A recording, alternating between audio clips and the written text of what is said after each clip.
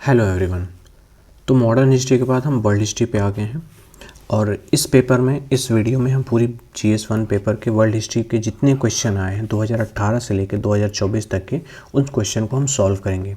उसमें हम फ्रेमवर्क देखेंगे पहले कि क्वेश्चन का फ्रेमवर्क क्या होने वाला है। उसके बाद हम डिटेल में सॉल्यूशन देखेंगे, और यहाँ पे एक और चीज़ बात होगी, यहाँ पे अप्रोचेस की बात होगी कि एक क्वेश्चन को लिखने के लिए कितने से कितने अप्रोचेस होने चाहिए। यहाँ पे रेडीमेड आंसर भी मिलेगा, यानी कि एक आपको सैम्पल आंसर की तरफ मिलेगा। ठीक है, जो लड़के 2026 के लिए प्रिपेयर कर रहे हैं, जो 2025 में प्रीलिम्स हुआ उसका रिजल्ट आ चुका है, अगर आप लोगों ने पास कर लिया है तो भी देखिए, नहीं किया है तो भी देखिए। जिन्होंने पास किया है उनके लिए बहुत ज़्यादा बेनिफिशियल होने वाला है, क्योंकि इस वीडियो में, इस सीरीज़ में जो हम कर रहे हैं, इस सीरीज़ में मैं आपको आंसर के साथ साथ अप्रोचेस भी बता रहा हूँ कि कैसे लिखने हैं आंसर्स। राइट, ये इंग्लिश मीडियम है, थोड़ा सा इस चीज़ के लिए मैं माफ़ी चाहूँगा, बट आप देख सकते हैं, आप कर सकते हैं। ठीक है, तो वर्ल्ड हिस्ट्री कर रहे हैं, इसके बाद हम देखते हैं, इसके बाद हम मोस्ट इंपॉर्टेंट GS1 पेपर का हम करेंगे इंडियन सोसाइटी। इसके लिए मुझे करीब 5 से 6 दिन का वक्त लगेगा, क्योंकि इसके साथ साथ मेरी पढ़ाई भी है। ऑल राइट, तो चलिए आज की वीडियो को हम शुरू करते हैं। तो मेरा नाम है Lokesh Chaudhary, this is me. तो चलिए देखते हैं, पहले सिलेबस देखते हैं कि एक्चुअली में वर्ल्ड हिस्ट्री का सिलेबस क्या है। सबसे पहले तो टेलीग्राम को ज्वाइन कर लीजिए, डिस्क्रिप्शन में लिंक है, वहाँ पे ये PDF मिल जाएगी और आपको जो सैम्पल है वो PDF फॉर्म में मिलते रहेंगे। ठीक है, सबसे पहली बात, इस क्वेश्चन को, इस पेपर को डिज़ाइन करने के लिए, इस जो क्वेश्चन को, सॉल्यूशन को डिज़ाइन करने के लिए सिर्फ और सिर्फ मैंने NCERT क्लास 10th 9th और 10th का मैंने सहारा लिया है, और कोई भी सोर्स का सहारा नहीं लिया है। हाँ, 1-2 पॉइंट है, उसको आप नेगलेक्ट भी कर देंगे, उसको आप नहीं भी लिखेंगे तो काम आपका चल जाएगा। राइट, मेरा मानना है कि मैं आपको ज़्यादा से ज़्यादा पॉइंट दे पाऊँ, जिससे कि आपको कमी महसूस ना हो। यानी कि अगर आप 15 पॉइंट लिखते हैं, एक 12 नंबर में हम 15 पॉइंट लिखते हैं, तो 15 पॉइंट हम वहाँ पे लिख नहीं पाएंगे, क्योंकि स्पेस अलाउ नहीं करेगा, टाइम अलाउ नहीं करेगा। राइट, तो हम मुश्किल से मुश्किल 10 पॉइंट ही लिख के आएंगे वहाँ पे, 10 से 11 पॉइंट लिख के, इतना भी है, मोर देन एनफ है। ऑल राइट, क्योंकि वर्ड लिमिट होगी, टाइम कॉन्स्टेंट होगा, तो ये सारी चीज़ें हैं। राइट, आप NCERT अगर ढंग से पढ़ रहे हैं, सिर्फ और सिर्फ यही सोर्स होने वाला है वर्ल्ड हिस्ट्री का, और मैं आपको बताऊंगा कि सिलेबस से ही क्वेश्चन पूछे जाते हैं, सिलेबस से बाहर नहीं पूछे जाते हैं। राइट, तो पहला और दूसरा हमने पहला टॉपिक किया था art and ancient medieval art and culture, उसके बाद हमने किया मॉडर्न हिस्ट्री, उसके बाद हम कर रहे हैं टॉपिक 5, यानी कि GS पेपर 1 में टॉपिक 5 जो है वो वर्ल्ड हिस्ट्री से रिलेटेड है। Okay, history of the world will include events from 18th century to the middle of 20th century, such as French revolution of 1789, industrial revolution, world wars, redraw of rational boundaries, socialism, nazism, fascism, etc. their forms and effect on the society। बस इतना ही है। Right, ये syllabus है, और मैं आपको दिखाऊंगा जब क्वेश्चन हम पढ़ेंगे तो आपको यही सिलेबस याद रखना है। राइट, कि सिलेबस से ही क्वेश्चन पूछे जाते हैं। राइट, आप जैसे कोई टीचर पढ़ाता है, जैसे कोई लेक्चर लेते हैं, तो क्या होता है कि हम ओवरवेलमिंग हो जाते हैं। हाँ, बहुत अच्छा पढ़ा रहा है, क्या बता रहा है, क्या मस्त बता रहा है, बहुत मज़ा आ रहा है, तो हमें मज़ा नहीं लेना है। राइट, हमें क्वेश्चन सॉल्व करना है। सिलेबस देखिए, क्वेश्चन आ रहे हैं, आगे बढ़िए। राइट, अब सोशलिज्म वर्ल्ड हिस्ट्री में पूछा है तो हम पूरी सोशियोलॉजी नहीं पढ़ने लगेंगे, लाइक कि सोशलिज्म कैसे हुआ, क्या बस हमें इतना जानना है कि सोशलिज्म का इंट्रोडक्शन, सोशलिज्म किसने लाया, सोशलिज्म से क्या क्या एसोसिएटेड है, कौन कौन से लीडर एसोसिएटेड है, किस किस फॉर्म में है सोशलिज्म, और उसके इफेक्ट क्या क्या है सोसाइटी पे। That's it. Okay, all right, तो चलते हैं पहले क्वेश्चन की तरफ। पहला क्वेश्चन है 2018 का, और ये है 12 नंबर का। राइट, ध्यान रहे। Discuss the role of Hitler in bringing about the second world war. बहुत ही आसान क्वेश्चन है, बहुत ज़्यादा आसान क्वेश्चन है। इसमें ये पूछा गया है कि हिटलर का क्या रोल था सेकेंड वर्ल्ड वॉर को लाने में। तो हिटलर का ही तो रोल था। राइट, और भी फैक्टर्स थे, बट इमीडिएट फैक्टर्स, या फिर कहें कि मेजॉरिटी ऑफ द फैक्टर्स किसके थे, हिटलर के थे। ठीक है, हिटलर के, जर्मनी के। ठीक है, अब आपने क्वेश्चन पढ़ लिया, अब यहाँ पे पॉज लीजिए, 2 मिनट का पॉज लीजिए। ठीक है, रफ नोटबुक लगाइए, निकालिए, और उसमें पॉइंट्स लिखिए, इसमें क्या क्या आप लिख पाएंगे। ठीक है, क्या क्या चेंजेस हिटलर ने ले आए थे। अगर आपने सिलेबस पढ़ा है तो, अगर नहीं भी पढ़ा है तो एक बार पॉज करके सोचिए 2 मिनट कि इसमें मैं क्या क्या लिख सकूँगा, राइट। इंट्रो को छोड़ दीजिए कि इंट्रोडक्शन में हम क्या लिखेंगे, और कंक्लूजन को छोड़ दीजिए, जैसे कि मैं हर वीडियो में बताता हूँ। इसको छोड़ दीजिए, आप 4 से 5 पॉइंट लिखने की कोशिश करिए, ठीक है। अप्रोचेज आप कोई भी फॉलो कर सकते हैं, right. Analytical approach, analytical approach, right. उसके बाद आप हिस्टोरिकल अप्रोच, यानी कि हिस्टोरिकल फैक्चुअल अप्रोच, राइट। उसके बाद आप पेस्टल अप्रोच लगाइए, सबसे बेस्ट अप्रोच। क्या पॉलिटिकल रीजन है, economic reason, societal reason, technological, environmental और लीगल। इसमें से एक एक पॉइंट लिखने की कोशिश करिए। लीगल नहीं है कोई बात नहीं, इन्वायरमेंटल नहीं है कोई बात नहीं, पेस्ट तो लिख सकते हैं आप, राइट। ओके, ऑलराइट, आपने कर लिया होगा। आई होप आपने इस पे सोचा होगा। आइए बढ़ते हैं क्वेश्चन की तरफ, आंसर की तरफ। तो आंसर फ्रेमवर्क हम 15 पॉइंट लिखेंगे इसमें, ठीक है, 2-3-4 फेजेस में। देखिए, पहले फेज और दूसरे फेज में क्या थी, आइडियोलॉजी की बात थी, लिबरलिज्म यानी कि living space, racial supremacy, anti Versailles. First world war के बाद जो ट्रीटी साइन हुई थी वो हुई थी ट्रीटी ऑफ वर्सलिस, ये वाली ट्रीटी, ठीक है। तो क्या हुआ था कि हिटलर ने इसको तोड़ दिया, राइट। इसके बारे में हम देखेंगे। रीआर्मामेंट, यानी कि रीआर्मामेंट मतलब कि फिर से हथियारों को बहुत सारा इकट्ठा करना। लेफ्ट लीग, राइनलैंड, वहाँ पे फिर अलायंस बनाना, राइट। क्या क्या प्रिपरेशन किया था, स्पेनिश सिविल वॉर में ये घुस गए थे, एक्सपेंशन किया था ऑस्ट्रिया और सुंदरलैंड की तरफ, और ट्रिगर पॉइंट क्या था, पोलैंड का इन्वेजन। सबसे ज़्यादा इमीडिएट जो कॉज था वर्ल्ड वॉर 2 होने का, वो तो आपको पता है, पोलैंड का इन्वेजन था हिटलर के द्वारा, जिसकी वजह से और भी जो कंट्रीज थी वो इन्वॉल्व हो गई थी। ओके, तो ये पॉइंट हम लिखने वाले हैं इसमें। अब ब्रॉड ओवरव्यू तो मिल गया आपको, और एक्चुअल में आपको पॉइंट भी मिल गया। आप पहले पॉइंट में लिखिए liberalism, racial supremacy, anti violence, 3 point हो गए। Rearmament 4 point, left league, Rhineland alliance, right. अब देखिए, Spanish civil war, Austria, Sudetenland and trigger point Poland invasion. उसके बाद इंट्रो में आप तो लिख दीजिए कि वर्ल्ड वॉर क्या, हिटलर क्या था, हिटलर की पर्सनालिटी और वर्ल्ड वॉर से रिलेटेड, और कंक्लूजन में लिख दीजिए कि ये जो कॉजेज हुए इसकी वजह से क्या हुआ, वर्ल्ड वॉर हुआ, राइट। ओके, आइए देखते हैं पहला पॉइंट, इंट्रोडक्शन देखते हैं पहले। The second world war 1939-1945 was the deadliest conflict in human history, right. Deadliest, ये इंट्रो आप लिख लेना है आपको, same as, right. Adolf Hitler was the central figure who cause this global catastrophe, ये भी है। थ्रू आइडियोलॉजी, किस किस से, treaty violation, aggression, he transform Europe tension into world war. ये सिर्फ और सिर्फ यूरोप की टेंशन थी, जिसको इसने क्या कर दिया, पूरी वर्ल्ड को वॉर बना दिया, वर्ल्ड जितनी कंट्रीज हैं उनको वॉर में ढकेल दिया, ठीक है। तो ये हमारा रहा इंट्रो में हम ये सारा पॉइंट नहीं लिख पाएंगे, लेकिन हाँ, हम सिर्फ इतना लिखेंगे कि the second world war was the deadliest conflict in human history, Adolf Hitler was the central figure who cause this global catastrophe, ठीक है। अगर आप ये नहीं लिखना चाहते, ठीक है, ये नहीं लिखना चाहते, उसके बाद ये लिखिए, यहाँ से इंट्रो शुरू करिए। Adolf Hitler was the central figure who cause this global catastrophe through his ideology, treaty violation and aggression, he transformed Europe tension into global war. यानी कि यहाँ से लेकर यहाँ तक आप लिखेंगे तो आपको मार्क्स ज़्यादा मिलेंगे। ये तो सिंपल है, ये तो क्या है, एक जनरल स्टेटमेंट है, और सभी स्टूडेंट यही लिखेंगे, right. Most of the student यही लिखेंगे, बेसिक है, क्योंकि लिटरली बता रहे हैं, वर्ल्ड हिस्ट्री नहीं पढ़ के जाते हैं लोग, ठीक है। मेंस में पढ़ते हैं, लेकिन जितनी शिद्दत से हम और सब्जेक्ट्स पढ़ते हैं, वर्ल्ड हिस्ट्री को हम नहीं देते हैं, ठीक है। ओके, तो ये रहा, इंट्रो हो गया। आइए पहला पॉइंट देखते हैं, लिबरलिज्म। ये क्या है, एक जर्मन वर्ड है, इसका मतलब होता है लिविंग स्पेस।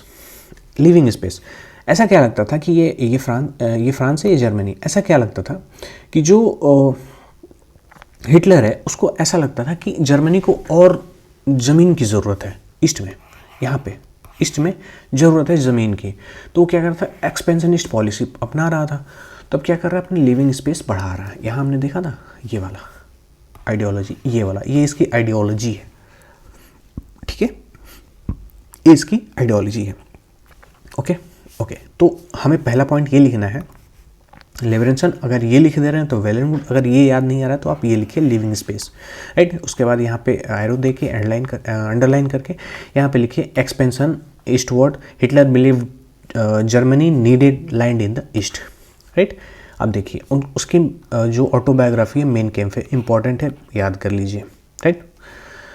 एमसीक्यू में पूछ सकता है लाइक प्रीलिम्स में। New territories has to be acquired for settlement by moving eastward, मतलब कि हमें ईस्ट की तरफ बढ़ना है, ओके, ऑलराइट। दूसरा रेशियल सुप्रीमेसी, वो मानता था ना कि नाजी क्या है, बहुत सुपीरियर है, जर्मन सुपीरियर है, और जो अदर्स हैं जो ज्यूज़ वगैरह हैं वो क्या है, बहुत ही इन्फीरियर है, राइट।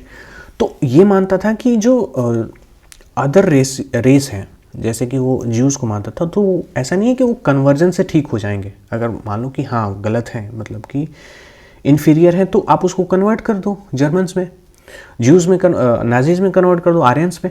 लेकिन वो भी नहीं मानता था, वो कहता था कि इनको ख़त्म करना है तभी ज्यूज़म जाएगा, ठीक है।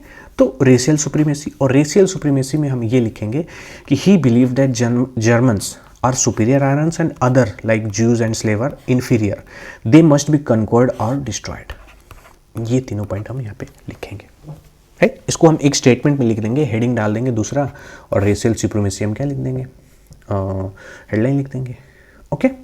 वॉर बिकम और racial mission led to holocaust. ये वॉर थी, ये क्या हो गया था, रेशियल मिशन हो गया था, मतलब कि रेस को ख़त्म करने का एक मिशन हो गया था। होलोकॉस्ट यानी कि बहुत सारे लोग मारे गए थे, उसको ये नाम दिया गया holocaust, okay.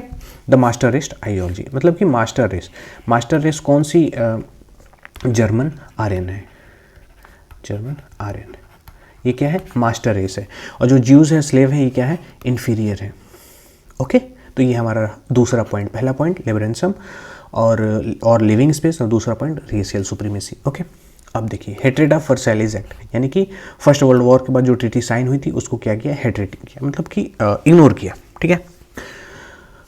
State in back, Hitler promise to tear up his shameful treaty, ठीक है। What Germany lost, war guilt blame territories colony army limited to 10,000 heavy repression.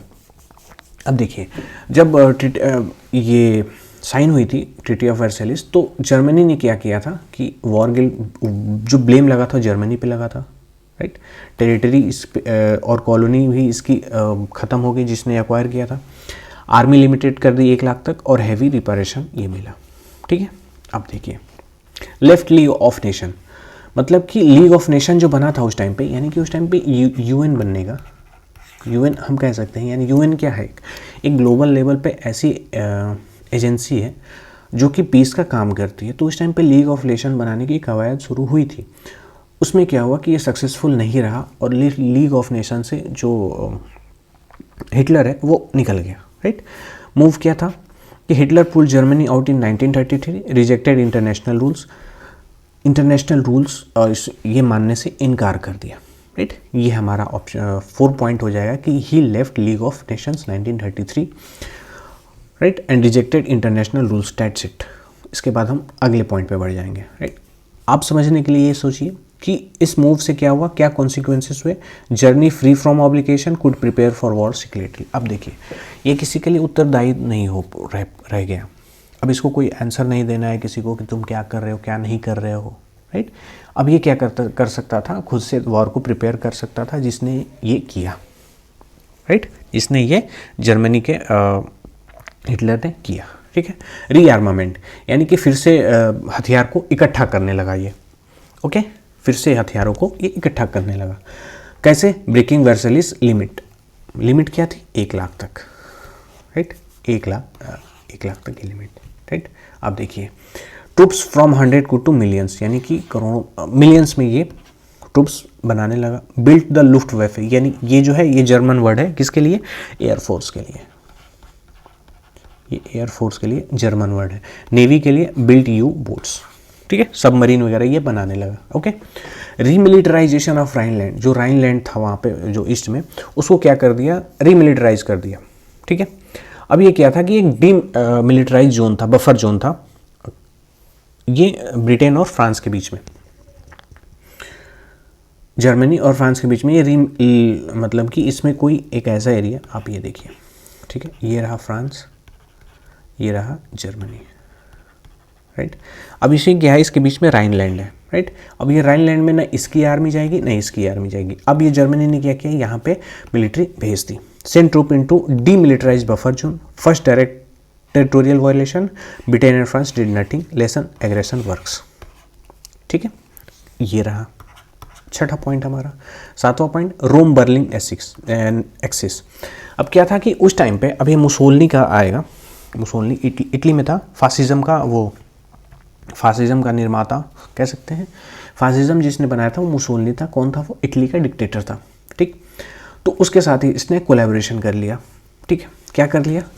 Fascist alliance created powerful block in Europe. अब क्या हुआ कि दो dictator जब मिले यहाँ पे फ्रांस, जर्मनी में और इटली में, यहाँ के जो दो डिक्टेटर मिले, अब ये दोनों चाह रहे थे कि हम कब्जा करें, ठीक है, रूल करें। Strengthen by pact of steel. Pact of steel क्या था कि जर्मनी जो है, यहाँ पे रिसोर्सेज बहुत पाए जाते हैं, यहाँ पे रिसोर्सेज बहुत पाए जाते हैं, तो इटली ने ये साइन कर लिया। अब ये क्या हुआ? पैक्ट ऑफ स्टील कहना है। सिग्निफिकेंस क्या हुआ इसका? फ़ायदा क्या हुआ? To aggressor united against democracy, यानी कि ये दोनों क्या थे? डिक्टेटरशिप थे, बाकी डेमोक्रेसी थी, तो सभी के अगेंस्ट ये दोनों हो गए। Okay, all right. Anti communitarian, यानी कि जापान कम्युनिज्म के खिलाफ। एंटी कम्युनिटेरियन मतलब यानी कि कम्युनिज्म। कम्युनिज्म उस टाइम पे कहाँ पे था? रशिया के टाइम पे था, रशिया में था, ठीक है। और रशिया के इलाके जितने थे, रशिया के साथ जितने थे, वहाँ पे क्या था? कम्युनिज्म था। कम्युनिज्म मतलब सबका, कम्युनिस्ट की पार्टी, ठीक है। और वहाँ पे कौन होगा? कम्युनिज्म में क्या होता है कि जो रिसोर्सेज होते हैं वो सबके होते हैं, ठीक है। अब देखिए, तो एग्रीमेंट किसके साथ कर लिया? जापान के साथ, अगेंस्ट कम्युनिज्म। बहुत इंपॉर्टेंट है। इसको जहाँ जहाँ फ़ायदा मिला हिटलर को, वहाँ वहाँ अपना काम करता रहा, ठीक है। जर्मनी 193-6, जापान और इटली ज्वाइंड इन 1937, ठीक है। अब ये क्या हुआ? फाउंडेशन ऑफ एक्सिस पावर, मतलब कि एक्सिस पावर बने। जर्मनी एक तरफ, इटली से साइन कर ही लिया था, और उसके बाद जापान से इसने भी साइन कर लिया किसके अगेंस्ट? कम्युनिज्म, ठीक है। तब ये क्या बन गया? Foundation of axis power. ये एक्सिस पावर जो लड़ेगी 1939 के वॉर में, 1940 के वॉर में, 1945 तक जो वॉर होगी, उसमें ये एक्सिस पावर का फाउंडेशन बन गया। कि कैसे? कि पैक्ट बनाते गए किसके साथ? मुसोलिनी के साथ और जापान के साथ। Okay, all right. आगे बढ़ते हैं। Spanish civil war. स्पेन के जो युद्ध हुआ था उसमें जाके कूद गया। कैसे? मिलिट्री टेस्टिंग ग्राउंड, मतलब कि इसके पास बहुत सारी मिलिट्री थी। अब ये कहा कि यार एक काम करते हैं, इसको चेक करते हैं, पहले ट्रायल लेते हैं, रिहर्सल करते हैं। तो क्या कर दिया? स्पेन के वॉर में चला गया, ठीक है। Sent Condor legion to help Franco, tested blitzkrieg tactics. ये क्या है? वॉर की टैक्टिक्स है, ठीक है। टेस्टेड न्यू लुफ्टवेफ प्लेन्स, यानी कि एयरफोर्स, अभी हमने देखा था एयरफोर्स का प्लेन, ठीक है। गुरेनिका इनफेमस बॉम्बिंग ऑफ सिविलियंस, ये याद रखना है, राइट। ऐसे कोई वो नहीं है, आपको सिर्फ और सिर्फ ये काम है कि आप स्पेनिश सिविल वॉर याद करिए। और स्पेनिश सिविल वॉर में क्या है कि उसने क्या किया था? मिलिट्री टेस्टिंग ग्राउंड कर लिया था, राइट। सिर्फ और सिर्फ स्पेनिश सिविल वॉर के लिख दे, यहाँ पे एक लिखिए, Hitler entered into Spanish civil war for military testing, right, that's it. ये पॉइंट खत्म, आगे बढ़िए। Okay, all right. War economy, the 4 year plan. इसने क्या किया था कि जर्मनी को कहा था कि हम आत्मनिर्भर बनेंगे इकोनॉमी के में, और उसकी आड़ में ये क्या कर रहा था? अपनी आर्मी डबल कर रहा था, ठीक है। कैसे? Making Germany self sufficient. Self sufficient मतलब इसका ये जर्मन वर्ड है।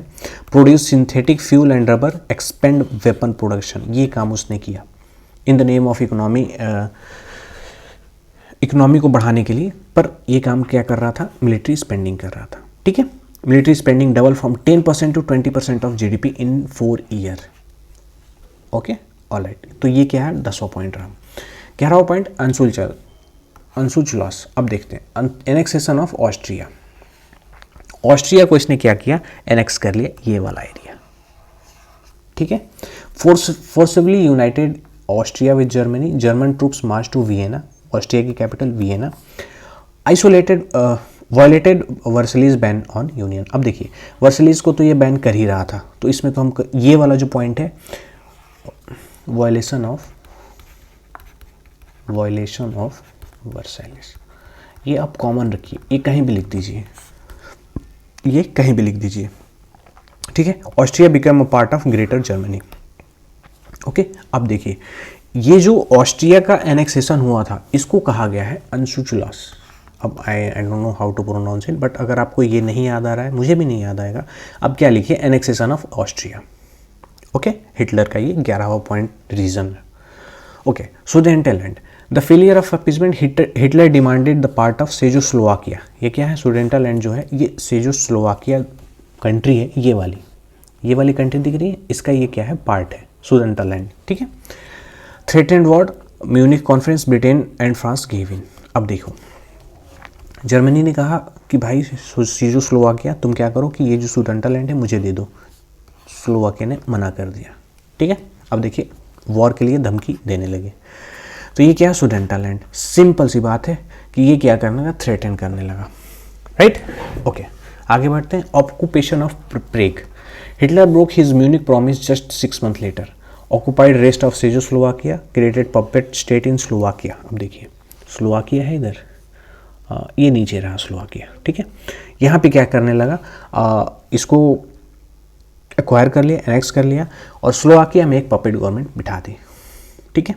सिंपल सी बात है। ऑक्यूपेशन ऑफ प्रेग एक कैपिटल, प्राग इसको बोलते हैं स्लोवाकिया के। ओके, टर्निंग पॉइंट क्या था कि British and France finally realise appeasement failed granted Poland security. अब इसमें क्या हुआ देखिए, यहाँ पे तो टेरिटरी हार गए थे सब, right.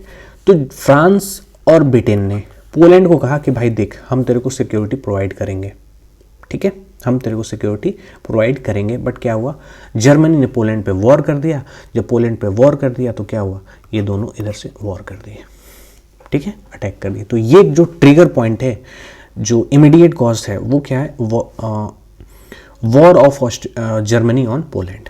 Okay, all right. Nazi Soviet deal, यानी कि नाजी और सोवियत, यानी कि ये जर्मनी और सोवियत मतलब रशिया, इन्होंने क्या साइन किया देखते हैं। Non aggression pact with sworn enemy Stalin. अब तो स्टालिन क्या है, कम्युनिस्ट है, बट ये क्या हुआ, इसके साथ इसने डील साइन कर ली, राइट। और नॉन अग्रेशन की मतलब कि हम एग्रेशन नहीं दिखाएंगे एक दूसरे को, जबकि ये दोनों एनिमी थे। Secret protocol, divide Poland between them, बहुत ही अच्छी बात है, ये यहाँ देखते हैं। ये पोलैंड है, इधर रशिया है, ठीक है। अब जर्मनी भी पोलैंड को चाहता है और रशिया से पैक्ट साइन करके ये कहता है कि एक काम करते हैं, पोलैंड को आधा आधा बांट लेते हैं, ठीक है। तो ये रहा, ये उस वजह से वहाँ पे डील साइन कर दी। Result for Hitler, eastern front secured, free to attack Poland without fighting Russia, ठीक है। अब देखते हैं, वॉर बिगिंस, पोलैंड पे आक्रमण कर दिया और Germany invades Poland, Britain and France declare war on Germany. Okay, all right. Conclusion देखते हैं। और हाँ, आप ये देखिए मैंने पॉइंट्स को बहुत छोटे छोटे रखे हैं। ये वाला मेन हेडिंग बहुत इंपॉर्टेंट है। अगर आपको कुछ नहीं समझ में आ रहा है, आप ये वाली हेडिंग लिख के आइए और एक लाइन बस लिख के छोड़ के चले आइए, आपका हो जाएगा पॉइंट। कितने 3 पेज मिलेंगे हमें, राइट, 3 पेज हमें मिलेंगे, ठीक है। इंट्रो हमने 2 लाइन का लिख दिया, 1 2 3 पॉइंट इसमें लिखिए, 4 5 6 7 8 बस 9 10, राइट। अब यहाँ पे कंक्लूजन लिख दिए। 1 +1 -1 जो +-1 एक पॉइंट इधर या उधर कर सकते हैं, ठीक है। तो ये हमारा मेन रहने वाला है, राइट। मैंने 15 पॉइंट लिखे हैं, आपको जो समझ में आ रहा है वो लिखिए, राइट। ओके, आप पेस्टल अप्रोच लीजिए, आपको कुछ नहीं समझ में आ रहा, पेस्टल अप्रोच लिखिए, राइट। मैं ऐसे पहली बार ऐसा क्यों बोल रहा हूँ, मतलब कि इतना जोर क्यों डाल रहा हूँ क्वेश्चन पे, क्योंकि वर्ल्ड हिस्ट्री है, हम बहुत पढ़ते हैं, नो डाउट पढ़ते हैं, लेकिन हम इससे फेमिलियर नहीं हो पाते हैं। क्यों? क्योंकि और एग्जाम्स में नहीं पूछा जाता है, तो हम इसको ध्यान से नहीं पढ़ पाते, उतनी शिद्दत से नहीं पढ़ते। Okay, all right. कंक्लूजन क्या रहा, Hitler was the primary architect of world war 2। अब देखिए, आइडियोलॉजी से, मिलिट्री से और एक्सपेंशन से, राइट। अब देखिए, without Hitler ideology and aggression the war might have never happened. ठीक है, ये कंक्लूड कर सकते हैं आप इसमें। आइए 2019 के सवाल पे चलते हैं। 12 नंबर का ये भी क्वेश्चन है, राइट। एक पॉज लीजिए, 2 मिनट का पॉज लीजिए, रफ पेपर निकालिए, आपने निकाला होगा, ठीक है। इंट्रो भूल जाइए और कंक्लूजन भूल जाइए। इस क्वेश्चन को पढ़िए और आप 5 पॉइंट लिखने की कोशिश करिए, राइट। कोई भी अप्रोच आप फॉलो कर सकते हैं, ठीक है। और ये तो मैं कह रहा हूँ आपको लिखना ही चाहिए, कम से कम तो आप 6 पॉइंट तो लिखिए ही लिखिए। बहुत बहुत आसान क्वेश्चन है, बहुत ज़्यादा आसान क्वेश्चन है ये। Describe the efforts of, I think आप लोगों ने कर लिया हो। अब देखिए, इसमें सिर्फ हम फॉलो करेंगे हिस्टोरिकल अप्रोच। हिस्टोरिकल यानी कि बोले तो फैक्चुअल अप्रोच।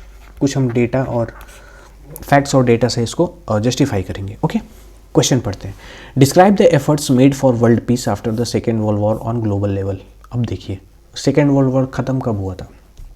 9 अगस्त को, 9 अगस्त 1945 को, और 6 अगस्त और 9 अगस्त हिरोशिमा नागासाकी पे न्यूक्लियर बम गिरा। उसके बाद क्या हुआ? यूएन का कॉन्स्टिट्यूशन हुआ और वॉर ख़त्म हो गई, ठीक है। यूएन के कॉन्स्टिट्यूशन बनने से पहले ख़त्म हो गई। तो क्या हुआ? सबसे पीस, उसके बाद पीस बनाने के लिए, वर्ल्ड पीस बनाने के लिए क्या क्या ग्लोबल लेवल पे काम हुआ? हाँ, तो ग्लोबल लेवल पे सबसे पहले तो आपको यूएनओ आना चाहिए, यूनाइटेड नेशन ऑर्गेनाइजेशन आना चाहिए। वो तो मस्ट है, वो तो आना ही आना चाहिए, राइट। तो ये फ्रेमवर्क रहने वाला है, राइट। ये फ्रेमवर्क देखते हैं। यूएन सिस्टम बना, right. Formation of UN and security council, general assembly बनी, ICJ International court of Justice जिसका हेडक्वार्टर कहाँ है? The Hague in Netherland. Peace keeping forces जिसमें इंडिया सबसे ज़्यादा कंट्रीब्यूटर है, ठीक है। पहले यूएन सिस्टम बना, उसके बाद ह्यूमन राइट्स का बना ये यूडीएचआर और जेनेवा कन्वेंशन। इकोनॉमिक के तौर पे हमने क्या ग्लोबल लेवल पे पीस इस्टेब्लिश करने की कोशिश की ब्रेटन वुड्स में, आईएमएफ और वर्ल्ड बैंक। मार्शल प्लान बना। और सिक्योरिटी और पॉलिटिक्स के तौर पे सिक्योरिटी पे हमने नाटो, आर्म्स कंट्रोल और एनपीटी, नॉन प्रोलिफरेशन ट्रीटी। उसके बाद डीकोलोनाइजेशन हम पॉलिटिक्स के लेवल पे किए, यूरोपियन यूनियन और नॉन अलाइनमेंट मूवमेंट, ये हमने काम किया। अब समझ में आ रहा है थोड़ी थोड़ी चीज़ें कि हमने। आप फिर से क्वेश्चन पढ़िए। Describe the efforts made for world peace after the second world war. Second world war के बाद ग्लोबल लेवल पे क्या क्या वर्ल्ड पीस के लिए एफर्ट लिए गए थे, राइट। तो ये काम किया गया था। आइए एक एक पॉइंट देखते हैं, इंट्रो देखते हैं। Never again, the world promise after world war 2। Deadliest conflict, 70 to 85 million death, ये हमने पढ़ लिया। Catastrophe, cities destroyed, Hiroshima, Dresden and Holocaust. Goal, establish lasting peace to prevent future Wars.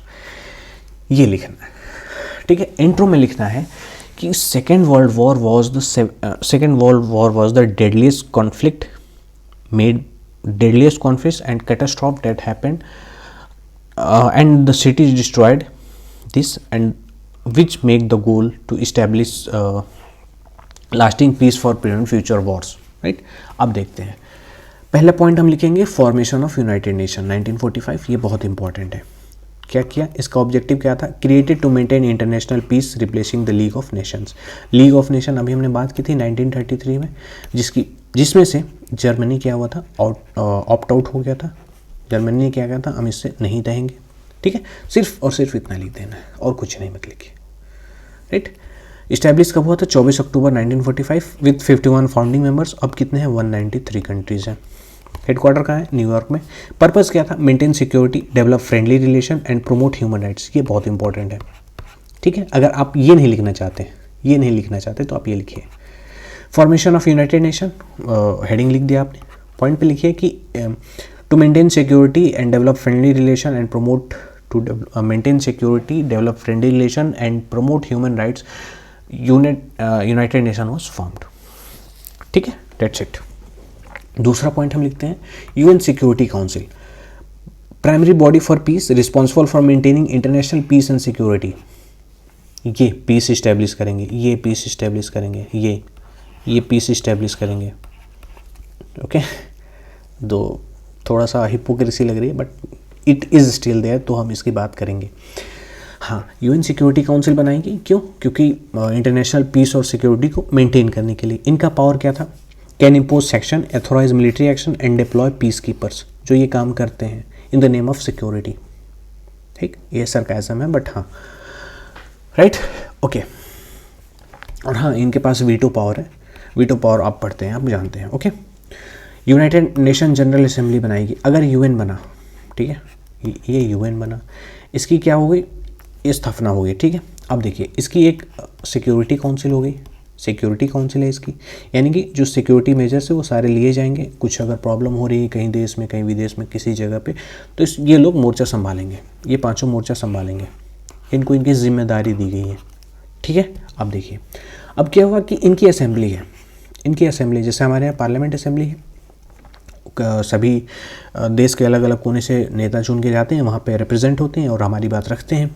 वैसे ही इसमें 193 कंट्रीज़ हैं, 193 कंट्रीज़ हैं। तो भाई ये हैं, तो बोलेंगे कहाँ पे, अपनी बात रखेंगे कहाँ पे, राइट। तो इसके लिए क्या बनाया गया, जनरल असेंबली बनाएगी, okay. It is a global forum, the only body where all nation have equal voice. Currently 193 nation, 1 country 1 vote, बहुत ज़्यादा इंपॉर्टेंट है, ठीक है। सिग्निफिकेंस क्या है, small nation like India and Egypt got the same vote as the super power promoting equality. Equality को ये promote करता है General Assembly, okay okay. International court of justice Hague in Netherlands, क्या हुआ, एक इसका रोल क्या है, इसका रोल है world court to settle dispute peacefully. Simple सी बात है, इंटरनेशनल कोर्ट ऑफ जस्टिस का पॉइंट लिखिए और लिख दीजिए कि world court to settle dispute peacefully, right. Location कहाँ पे है ये, द हेग इन नीदरलैंड। कितने जजेस हैं, 15 जजेस elected for 9 year term. Function क्या है, settle legal disputes and give advisory opinions. Example, India का कुलभूषण जाधव का केस जो गया था, आपको याद होगा, okay, all right. UN peace keeping operation बहुत ही इंपॉर्टेंट पीस कीपिंग ऑपरेशन है, मतलब कि इसमें हर एक देश की आर्मी इंक्लूड की जाती है, जो जाके कहीं भी जो मिलिट्री जो एरिया होते हैं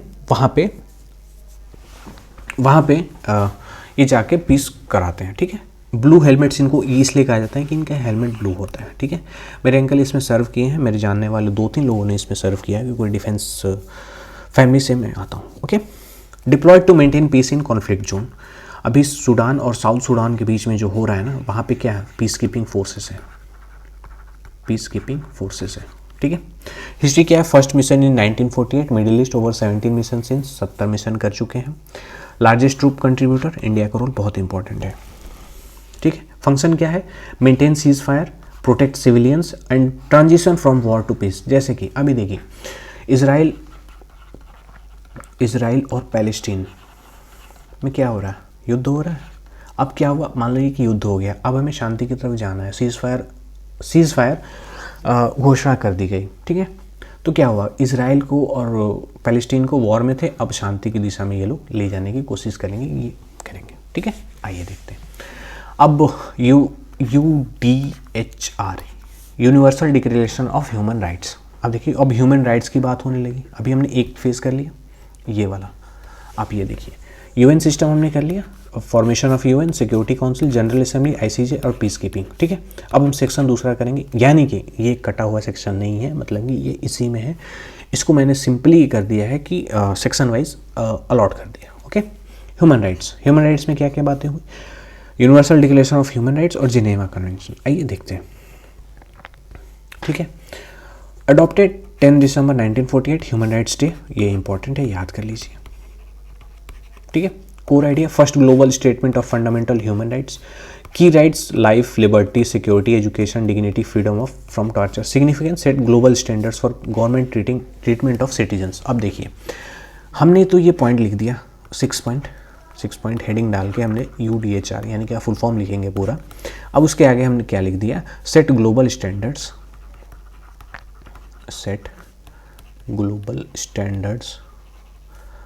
for government treatment of